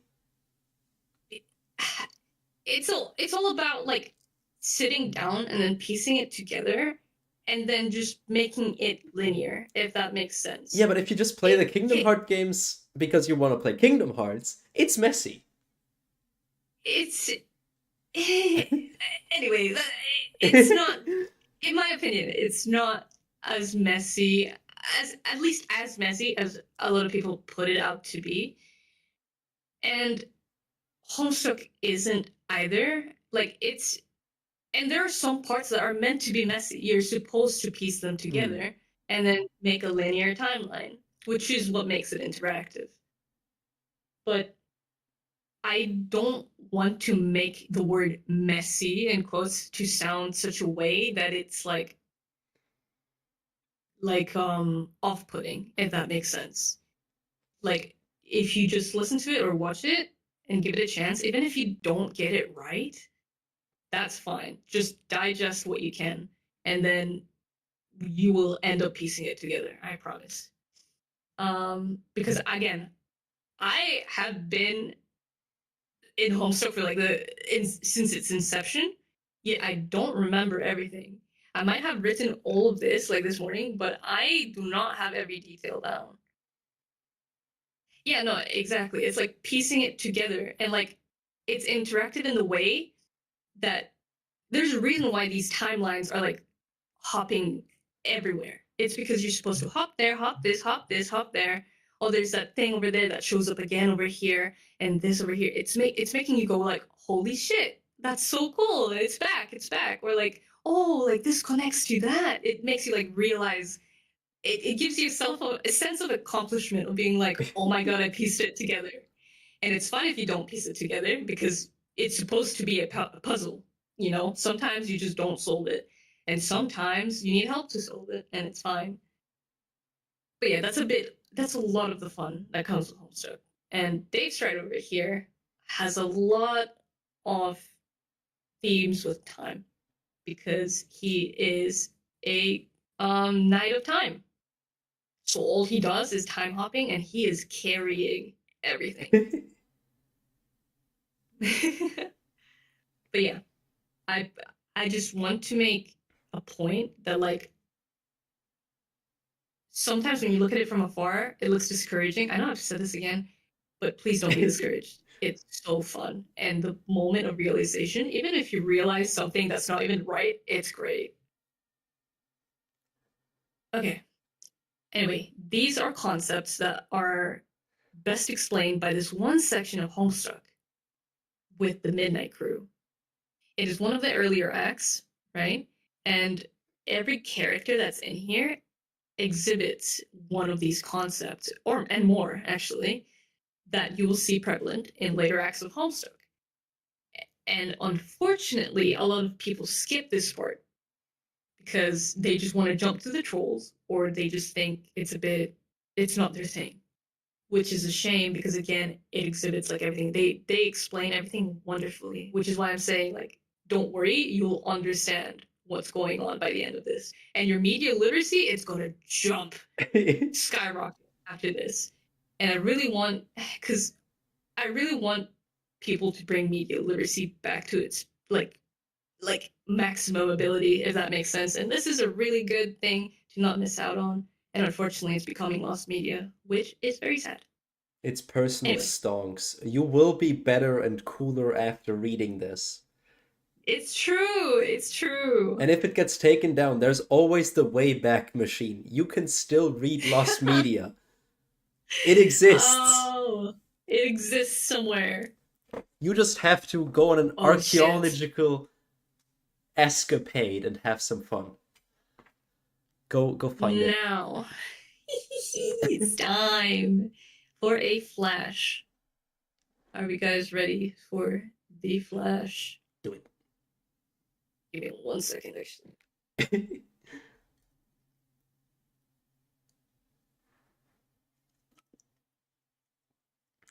Okay, I'm back. Sorry. Homestuck is officially eldritch knowledge beyond reality.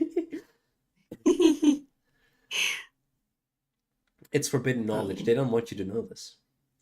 They don't want you to know this because your IQ is gonna jump to 2000. Make sure models are out of the way. Do you just want the full screen?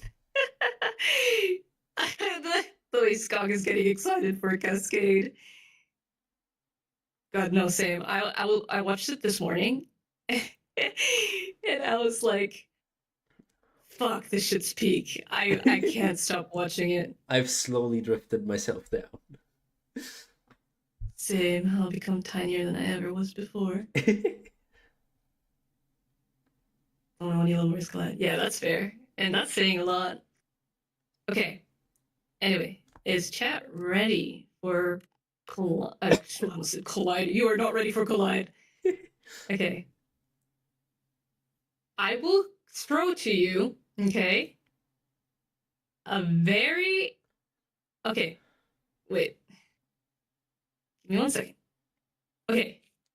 This is the biggest spoiler warning I can give you right now. I am doing this as a necessary evil to jingle jingle keys in your face right now. Jingle jingle, jingle jingle, animation. Wow, colors, bright colors, bright colors. Wow, wow, wow, wow. Big characters, lots of characters. Wow. this is the biggest spoiler warning I can give you right now. If you don't want to see this big fucker of a spoiler, you can just tune out.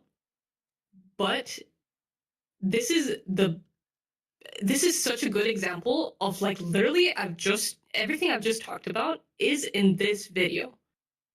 And you're not going to understand any of this. Again, like I said, this is mainly just to get you guys to know how flashes work and how everything, this is the best example of everything coming together into one scene, and readers just being fucking jaw dropped because they understand everything that's going on, even if this shit looks so fucking convoluted. It looks so messy. It looks, you guys are not gonna understand anything.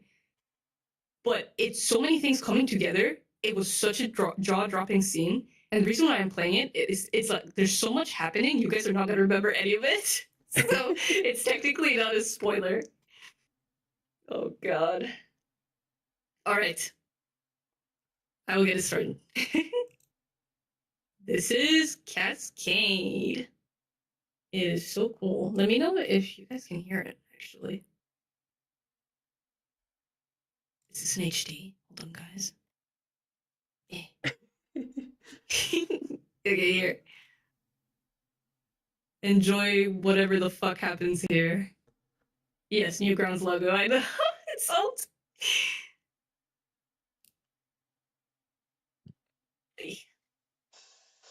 Yeah, you can hear it.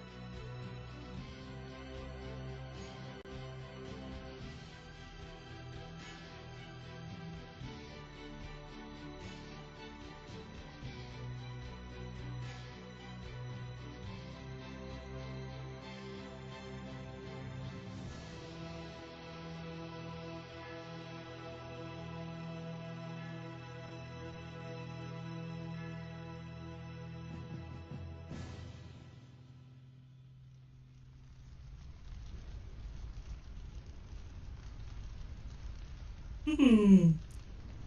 So that was Cascade. A big fuck off mess to you guys who probably have absolutely no idea how this shit got this bad and how hard they have had to go to reach those fucking measures. And the beauty of Homestuck is Cinema. watching every single fucking detail come together up to such a moment like this. And every single bit you have seen happen here has a moment within the text we have read before this. All of it wonderfully culminated to every single instance of this event. If they had not done it this exact same way, these events would have not happened at all. It is that intricate and it is that satisfying to come up and be like, what the fuck? What the fuck? What the hell? What the fuck? But there's my jingle, jingle, jingle. I hope you guys remember none of that if you ever read it. But I hope it gives you a bit of a scope outside of what you usually think Homestuck is with the little beans that are like, where are they? These little beans. Like, I don't know how this animation is going to get to that point, first of all. It's just gonna go But Jujutsu Kaisen hype. it's really good. But yeah, I hope that put you guys a bit into the perspective that these little beings are going to achieve multiversal and universal and beyond destroying things. And whatever bosses you have seen during Cascade, the Flash we have seen, are not the biggest bosses of the story. There are way, way worse. We have seen that one guy just completely, basically give the red miles to the evil fuck-ass frog that someone said that contains the universes Gojo within. versus Strafe Strider, who wins? No. Okay, you have to hear me out. The power. I have a slide for this. I put it somewhere. Where is it? Can he beat This Goku is though? literally. Okay, I'm gonna tell you right now. The cast beats Goku. I'm gonna tell you right now. The cast beats Goku. Well, not the entire cast, but most of the cast. The series is literally power scaling son and shipping daughter galore. There's entire like lore and multiple venues to ship things, and the power scaling from high 1A to like most of the characters being 2A, I think. Dave Schreiber mops Gojo, first of all. It's like banger. But yeah, okay.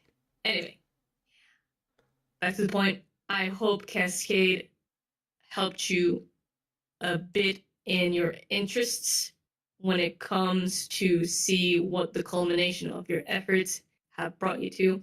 Because throughout Cascade, most of us were pointing at the screen like Wojak, like that thing from then and this and that and this and that. Oh my god, this is that, this is that. It all builds up to something as wonderful as that. And all of these basic concepts that I've just mentioned, I promise you, I know this is 63 fucking slides long, but this is like bare minimum concepts I can give you without going into specifics, and it all culminates into something like that, and it's great. Plot armor is openly mentioned. Yeah, basically, the plot armor is a concept in this webcomic. It's literally, so the author likes making a bit of fun with a bit of fun of like some archetypes that happen in like, funnily enough, current day media. So like plot armor, he's just like, I'm gonna give this fuck off character plot armor because, and funnily enough, that plot armor actually has a reason to be plot armor that is so essential to this story to continue the way it is. Um, what's it called? It's a lot of concepts.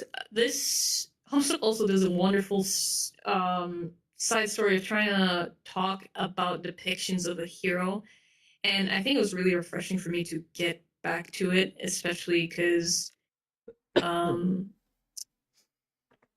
I don't know. Dayrees actually recommended me a video on like Tobey Maguire and what it means to be a hero and all that, and I watched through all of it, and it just really highlights how that old sense of like really trying to write a character to actually be a hero and the failures of those who are really trying to be a hero forcefully, if that makes sense. It puts it into such a wonderful like perspective, and like it does it so fantastic, and it's just these people just talking to each other in chat, and it's so fucking deep, it's multi-layered. And another thing is like this whole thing is meant to look ugly, okay? It's meant to look, in quotes, ugly. Um, these characters supposedly to look like this. It's made to be ugly so that you could also look a layer beyond. This text of them talking, it's meant to look silly.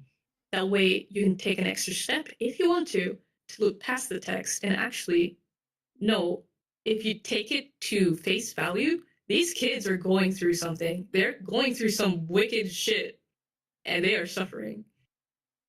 Um, and there's stuff like that that I won't spoil, but that's another thing that is beautiful about Homestuck.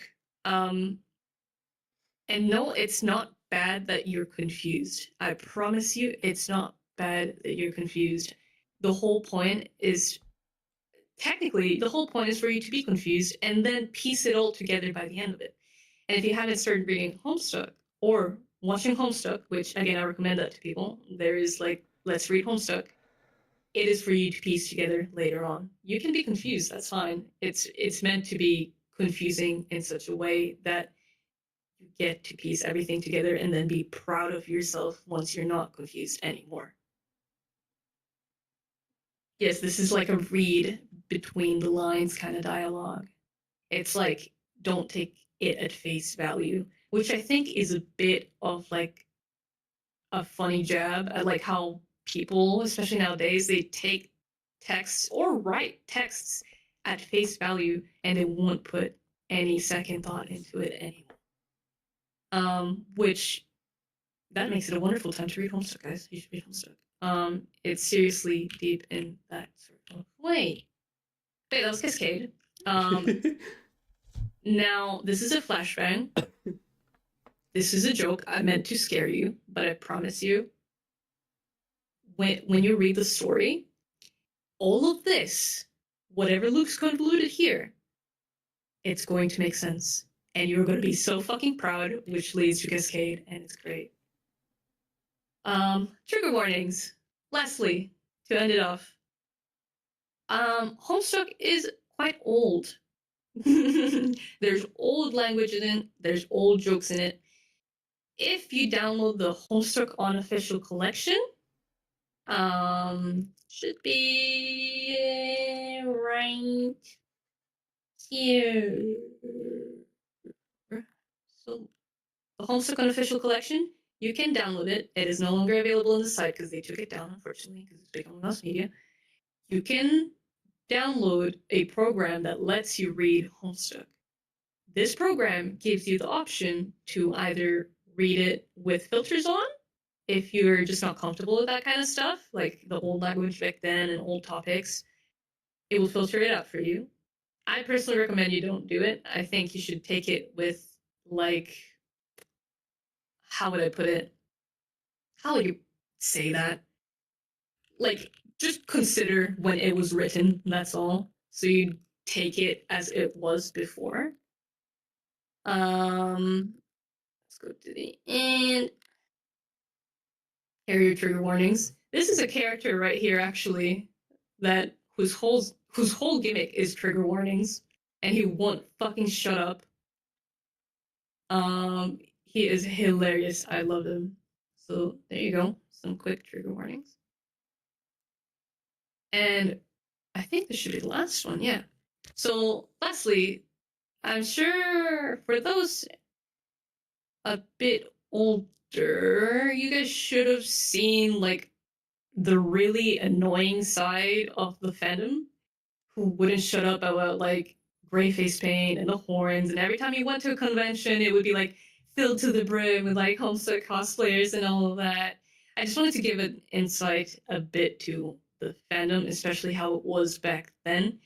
It was one of the biggest, if not the biggest, fandoms, especially around Tumblr culture. It plagued Tumblr. A lot of it is in Tumblr and is very influential to current day media, even if it's like not even at the surface level. Like I said, Toby Fox's Undertale Deltarune, it's all because he was under the basement of Andrew Hussey while he was doing Homestuck. I think Smiling Friends even has like a Homestuck reference thrown in there. Um, I'm not a big fan of Hell of a Boss and Has Been Hotel, but Vivzy Pop comes from Homestuck. Um, it is a big influence that I think people don't really remember anymore, which is fine. With the fandoms, if you ever get to the Homestuck fandom, there is a lot of content out there that we love fandom content. We love it. We eat that shit up. There are so many Homestuck AMVs that we thought were so cool. There is this thing that artists used to do where they would like draw character scenes or characters to a song, and I think we would call them lyric stuck. There are fan versions of Homestuck, such as Bloody Horror Stuck. I think that was one of the biggest. Or I think it wasn't Bloody Horror. It was another horror one. There's different fan comics. There's different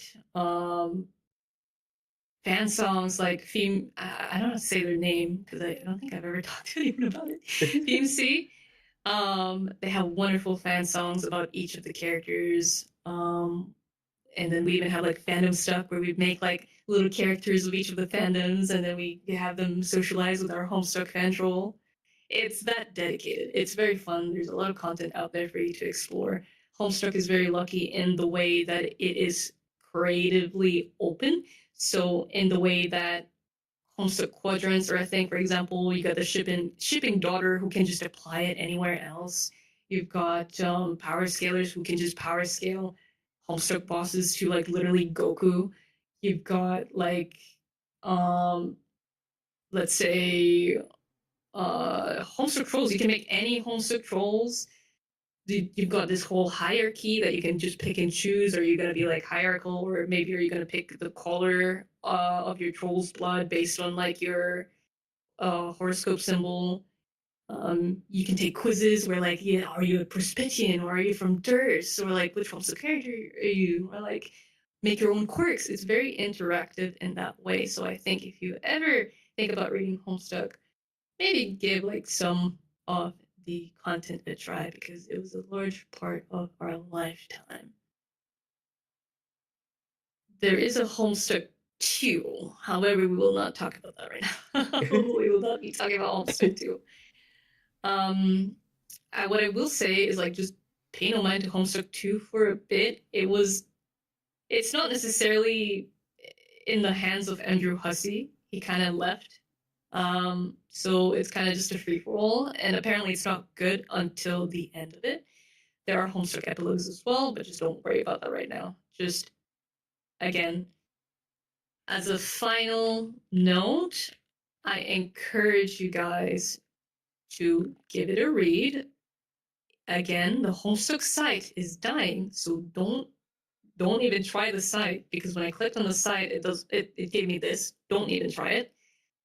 Go to the Homestuck Unofficial Collection and download it, or you can just watch Let's Read Homestuck, which is a wonderful iteration of people just voice acting the characters, and you can just have it in the background or something like that, and then listen to it as you work. The first impression is confusion, fear, and a big Tom Cruise. Look it up. I mean, feel free, yeah. Like, I think I personally don't think confusion is a bad impression to have. I think confusion just leads to curiosity, and curiosity leads you to wonderful things.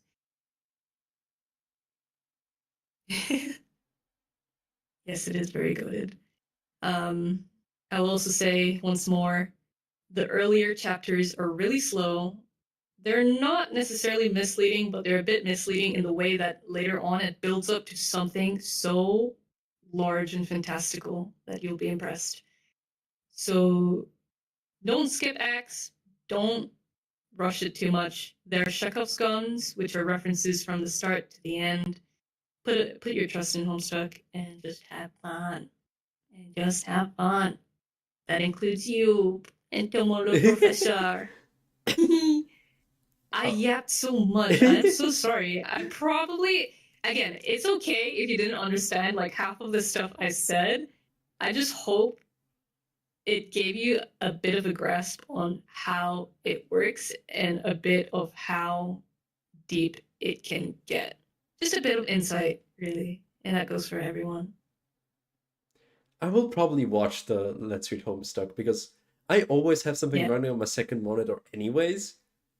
Yeah, it's good. Like I've read Homestuck, like I've read it quite a few times, but recently, some of my friends they wanted to watch it instead. So the first time I gave it a go, I'm like, shit, this is actually kind of good. Like obviously, it's just a bunch of friends coming together and voice acting it, so the quality isn't necessarily good, especially for the earlier videos.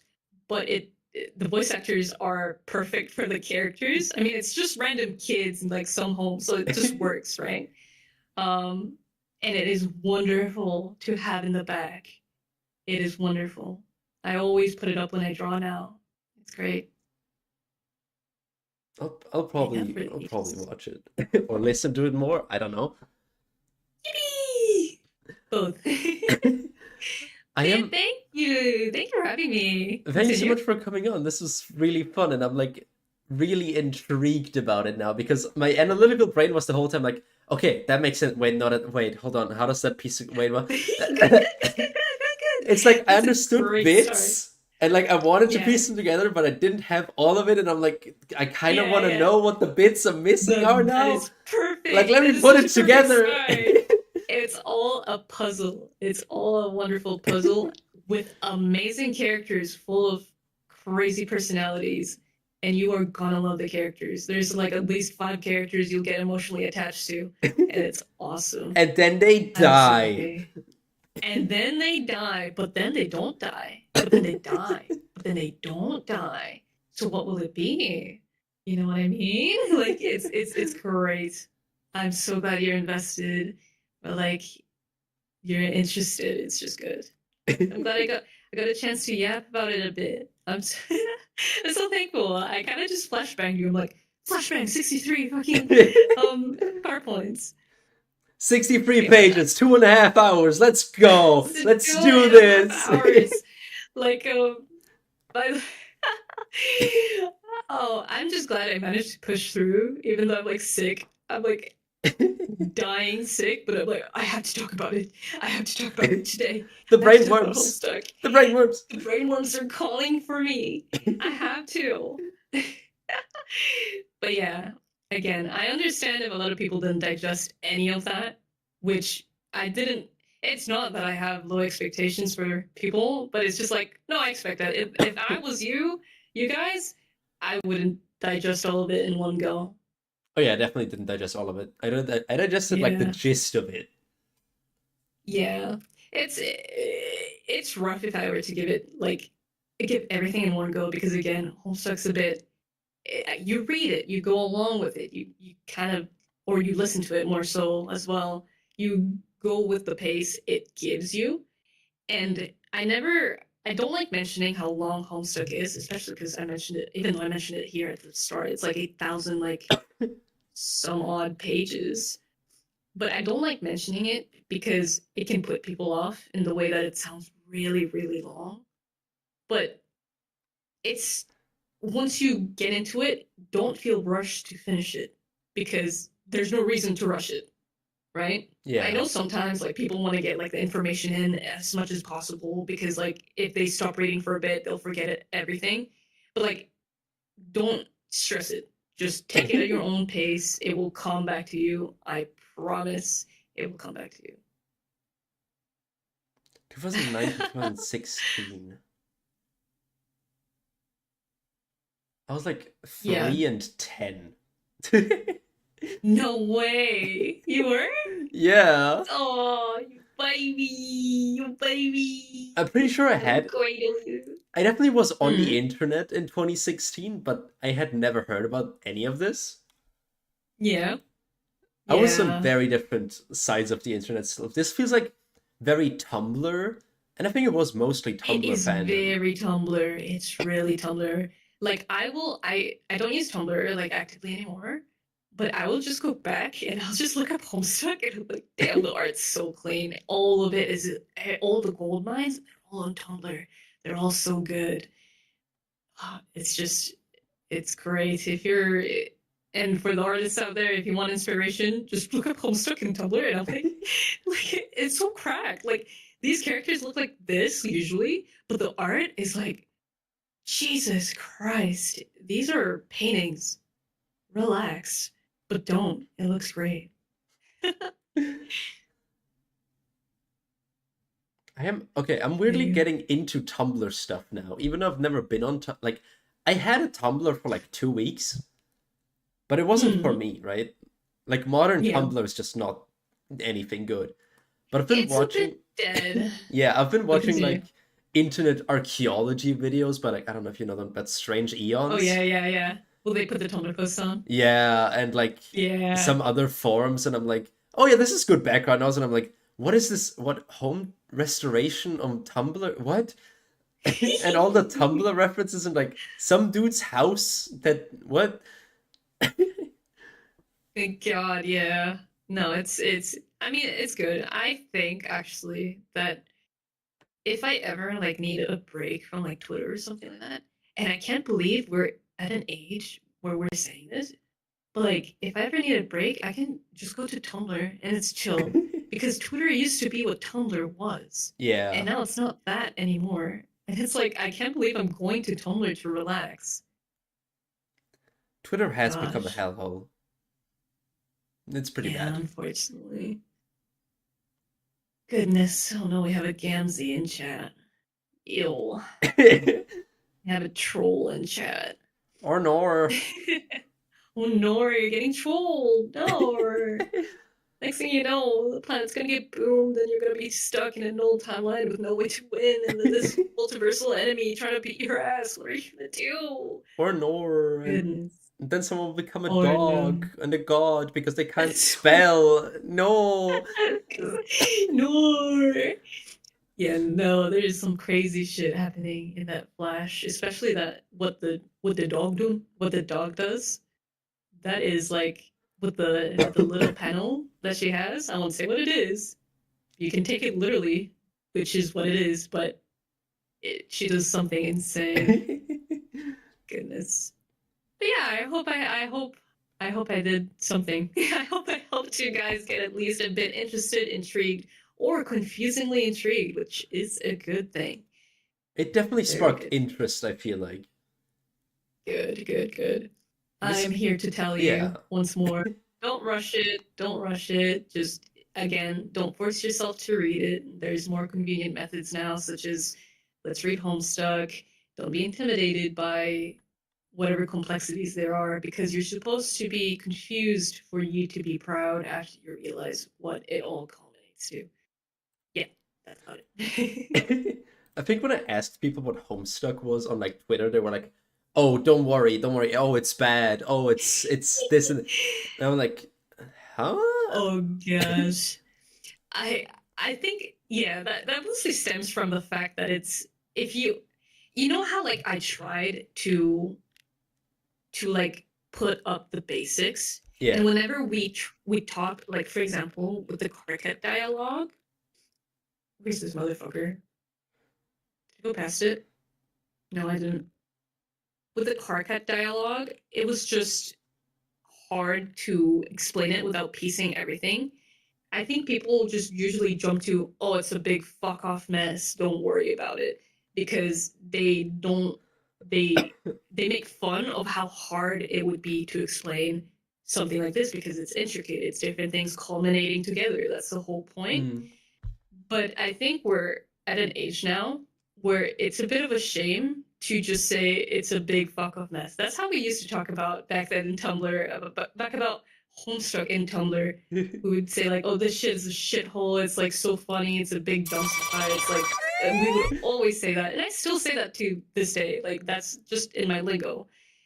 But it's it's a bit like we've come to an age where writing as intricate as this and as passion loving and as as like it's impossible to think that this author, like this one author, just had all of this in his head.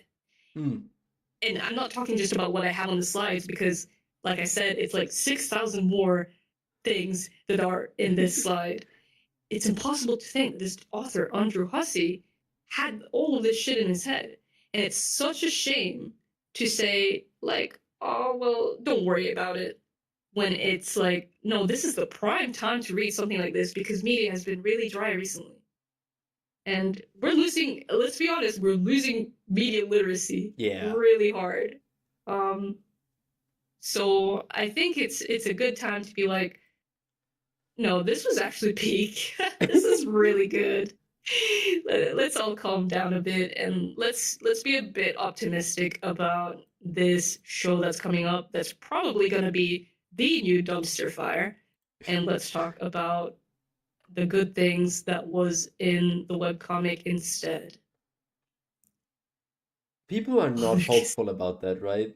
Like about the animation. no, not at all, unfortunately. Like, did you see? Okay, when we watched Cascade, Mm. there were so many things going on, right? Yeah. And with the references that were like on the walls and everything like that, and like I said, a lot of them are core and essential to the story. How are you gonna put all of that in of Cascade and all of the details that have built up to Cascade into an animated show? It's really, really, really hard to translate that level of intricacy and that level of referencing into a show. So people are scared, they are not optimistic, and I'm not that optimistic about it either, but I am optimistic in the way that I can talk about it again. I can come here and be like, no, like if you want really good writing, it's like the web comic is there. Like it's time to bring back really good media literacy, really good writing, really good referencing, really good character development. The character development is nuts. It's absolutely nuts, especially in this one character that's a bitch. It's nuts. And that thing like looking past the the surface layer of some characters. Um, for example, I will spoil this bit, okay? Mm. There's this character, I won't specify who it is. They have a guardian. It is written in such a way where the guardian, compared to the other kids' guardians, are like fooling around in the way that they don't have a good parent. Like for example, Rose's mom is an alcoholic, etc. Right? It's like, oh my god, let's hide from the mom. Oh my god, let's do this sick pirouette, like trying to hide from her. Stuff like that. It's written in such a silly way. But actually, there's this one character who's guardian, which is happening during these events while we're being shown the other parents, is trying to is getting some lessons from their guardian. And these lessons involve like sparring and fighting, and whatever's in the house is always like blenders, like torture devices are in this house. And when you first read it, you're laughing at it. You're like, what the fuck? This is like some anime shit that's in your like room. What is happening? But the more you read it and the more you think about it, no, this kid is actually getting his shit beat in. He is being abused. Hmm. And by the surface layer, we're making fun of it, right? But as the comic goes on, you get to get closer to the character. And this character does the hardest thing he has ever done. And he admits, no, I've actually kind of had a shitty life. That wasn't funny at all. And it hits really hard. Another simple thing would be Karkat and his capitalization of his words, if you remember. Like he's always yelling, he's always yelling, he's always yelling. But if you pretend it's all lowercase, he is giving really good criticism. He's giving really good advice. And he is so crucial to the story. It's all about looking behind those layers and thinking about it a step further and engaging with the actual media that's in front of you.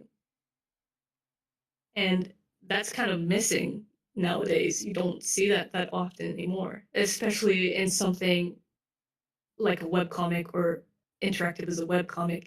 You are not going to see this kind of story. Like, I know I'm glazing so fucking hard right now. I sound cringe. I'm glazing out of my fucking ass.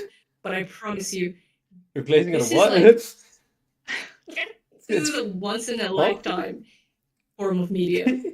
And I think people should take advantage of it. Okay. Rant over. Is it though? Another yap flashbang. Flashbang. Okie dokie. There we have it. Thank you so much, everyone. Yeah, for a good, like, almost 3 hours, actually. Good lord. Everybody thank Entomolomoth for dealing with me and my yappings, for listening to me, and providing a what's it called, a venue for me to yap your ears out as well and flashbang everyone. This is the yap Nonsensical environment. information. This is indeed the yap environment. Okie dokie then. Hope everybody enjoyed. You sure seem to do. I mean, like, you don't get to talk about it that much anymore with a lot of people. I've seen a lot of buggies come up and be like, "Oh my gosh, you also read Homestuck," which was really fun, actually. So it's good to get to talk about it even more once more. No problem. Thank you guys. Thank you guys for listening to me, and thank you for paying attention. I feel bad. Even if you didn't pay attention, that's fine. If you just had me in the background, that's super sweet anyway. I really appreciate it. And thank you for listening to my passions. Unfortunately for everyone, there will be more to come. So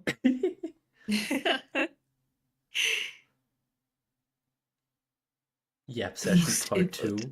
Right. That was like 1% of my infodump capability. And I'm nerfed because I'm sick. That was only 1% of my power. 1% of my power. Next time we'll fucking go crazy on the power scaling. And tune in for future Homestuck reading events. Post Homestuck discussion. Basically. Okie dokie. I think that's about it. For now. For now. For now. For now. Well, yeah. Okay. Thank you so much for having me. Thank you so much for having me. Thank you so much for listening to me. Thank you so much for being we on. should probably collab again sometime, because I know you're quite literally an entomologist, which I am as well. So we could probably yap about bugs next time. It's barely enough to fit the basics. No, dead ass. I realized I missed some concepts like the sprites and stuff like that, which is the basics of the basics. And the introduction was context and basics of the basics. Like, wait, whoops. No problem. No problem. Thank you so much. Shall we wrap it up? Okay, yeah, I'd say wrap it up. Yeah. Do you have someone you want to read out Yes. to? Oh, that's a good Would question. you like to guide the raid? I think the only person I have on for me right now would be Ounce Million. Do you know Million? I don't think so. Oh, hello. I'm now a Chiikawa. Chicago! It's me, Chiikawa. Cute. I want to pet you. Wait, I will pet. Pet, pet, pet, pet, pet, pet, pet, pet. Let's see. I'm naked. Look at my lamp. Pet, pet, pet, pet. I got a lamp. Yeah. Um, okay, let's try Ouncemelia. So it's like Can you send Ounceemi. me the name on Discord? I got you. Uh, It's my little Chiikawa toggle. It's very bouncy. Cow.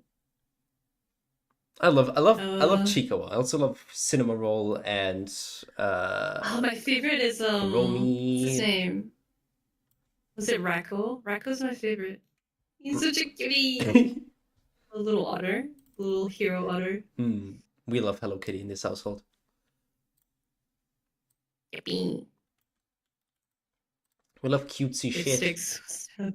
six was not sick, the stream would have been 9 hours. I think it would have been longer than that. I will not shut up. And I'm a very quiet moth. That's like my whole gimmick. I'm very quiet. But if you like give me something, or like you tell me to talk like passionately about, I will be a pain in your ass and you will not understand anything I say. But I will continue anyway. I just yap nonstop. There's nothing I don't yap about is the weirdest part. You have to yap to me next time. It's your turn. Oh, I'll Your yap about turn. so much. What do you want? I got Yes. Kirby, I got fighting games, I got League of Legends, I got Pokemon. Wait, you have fighting games in League of Legends? Yeah. Oh, we could trade yaps for that. We could actually Pokemon as well. Okay, well, the outlier out of that one would be Kirby. So maybe next time we can do like a Kirby thing. Kirby lore goes weirdly insane. I did hear about that. Yeah. Like, if you didn't know, Kirby kills gods. Yeah, like there's like eldritch beings and everything too. Like Oh it yeah, goes deep. there's a whole void. There's so much. Holy fuck! I can't wait. Let's set something up then.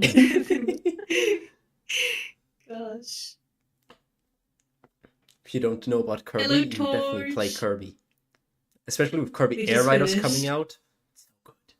Yeah, right. Oh, how about we when it comes out?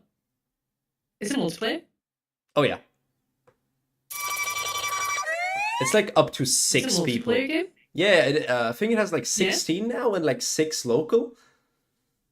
Oh, And it's then not your how about- average racing game, by the way. Like if you don't know it, you it's Really? not Is it it's NES? not just Mario Kart. It's not just you like battle royale that shit. Oh, Have you not seen well, it direct? I'm It's so completely up good. for that. I probably did. I just don't remember. So we can like set something up for that, and then you can yap as we like Oh my god, yes. Mario Kart Death beat each other's Oh, ass it's so good. or something. It's so good. You have no idea. You're doomed. Oh, Especially no, because the damn timeline. Air Riders has thrown off like the whole lore because only It Kirby did. Yeah, only Kirby can usually inhale power-ups and then use them. But in Air Riders, everyone can. So now the whole lore is just like out the fucking window. Oh no. So is Kirby one of those games where like every single like side game also like matters? Oh yeah.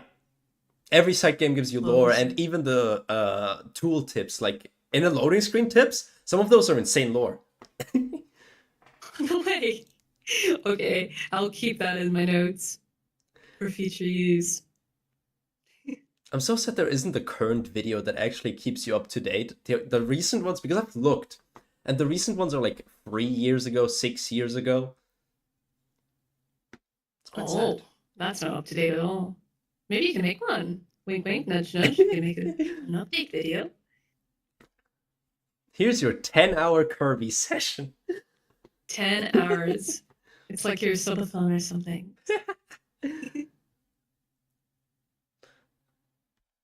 Hmm. Can't wait for Kirby Lore now. Kirby Lore is so good. You'd watch 12 hours of I Kirby? think I had someone, yeah, I had someone yap about it to me for such a long time. It's so good. That was like so long ago now. Maybe it's a good refresher. It's so good. It's so obscure for like on the outside Kirby is just like, oh, look at me, I'm just a funny little guy, I'm pink and I eat people. Such a kiki little guy. But Also, it's like, no, I eat people. In case anybody cares, I have a Kirby Sona. Here's Entomolo Kirby. Oh my god. That's what Kirby would look like if he inhaled me. No, that looks so cute. I want to eat your Kirby Sona. It's mine. It's popping it into my mouth. I think my Kirby Sona would just be like a big fluff ball. Literally. Like antenna in the front. Would Kirby die if he ate you because you're like made of souls? Like, would he just death? Wow. Actually, you're talking good questions. I might have to look into that because technically that is also power scaling.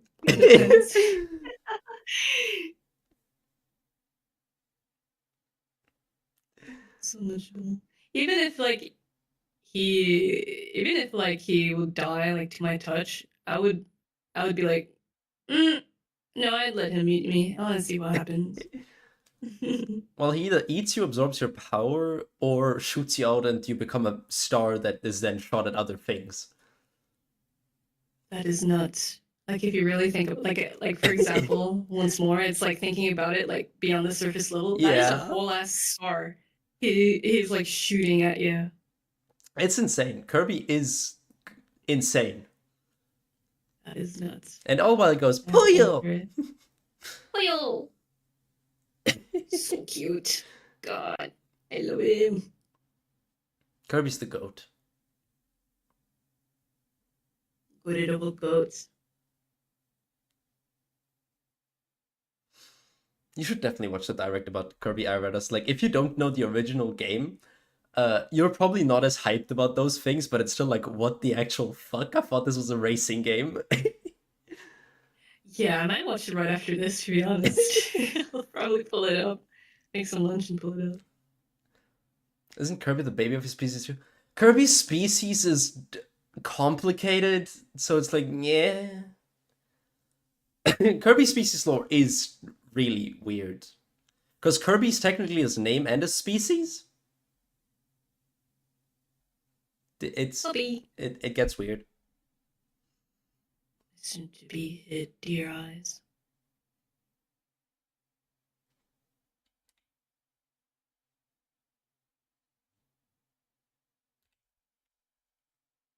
That's so cute. I love your model. It's so cute. I love this model so much. Boing. You should get a do you have any Kirby ones rigged? I only have that one, unfortunately. I wish I had a full one. You have to get one rigged. That would be so awesome. Just inhales the person I'm collabing with. You had to have that as a redeem. Wouldn't that be so cool? Goodbye. Whee! Bye, Gretzky. Bye. Thank you so much. Thank you so much for coming. Bye-bye.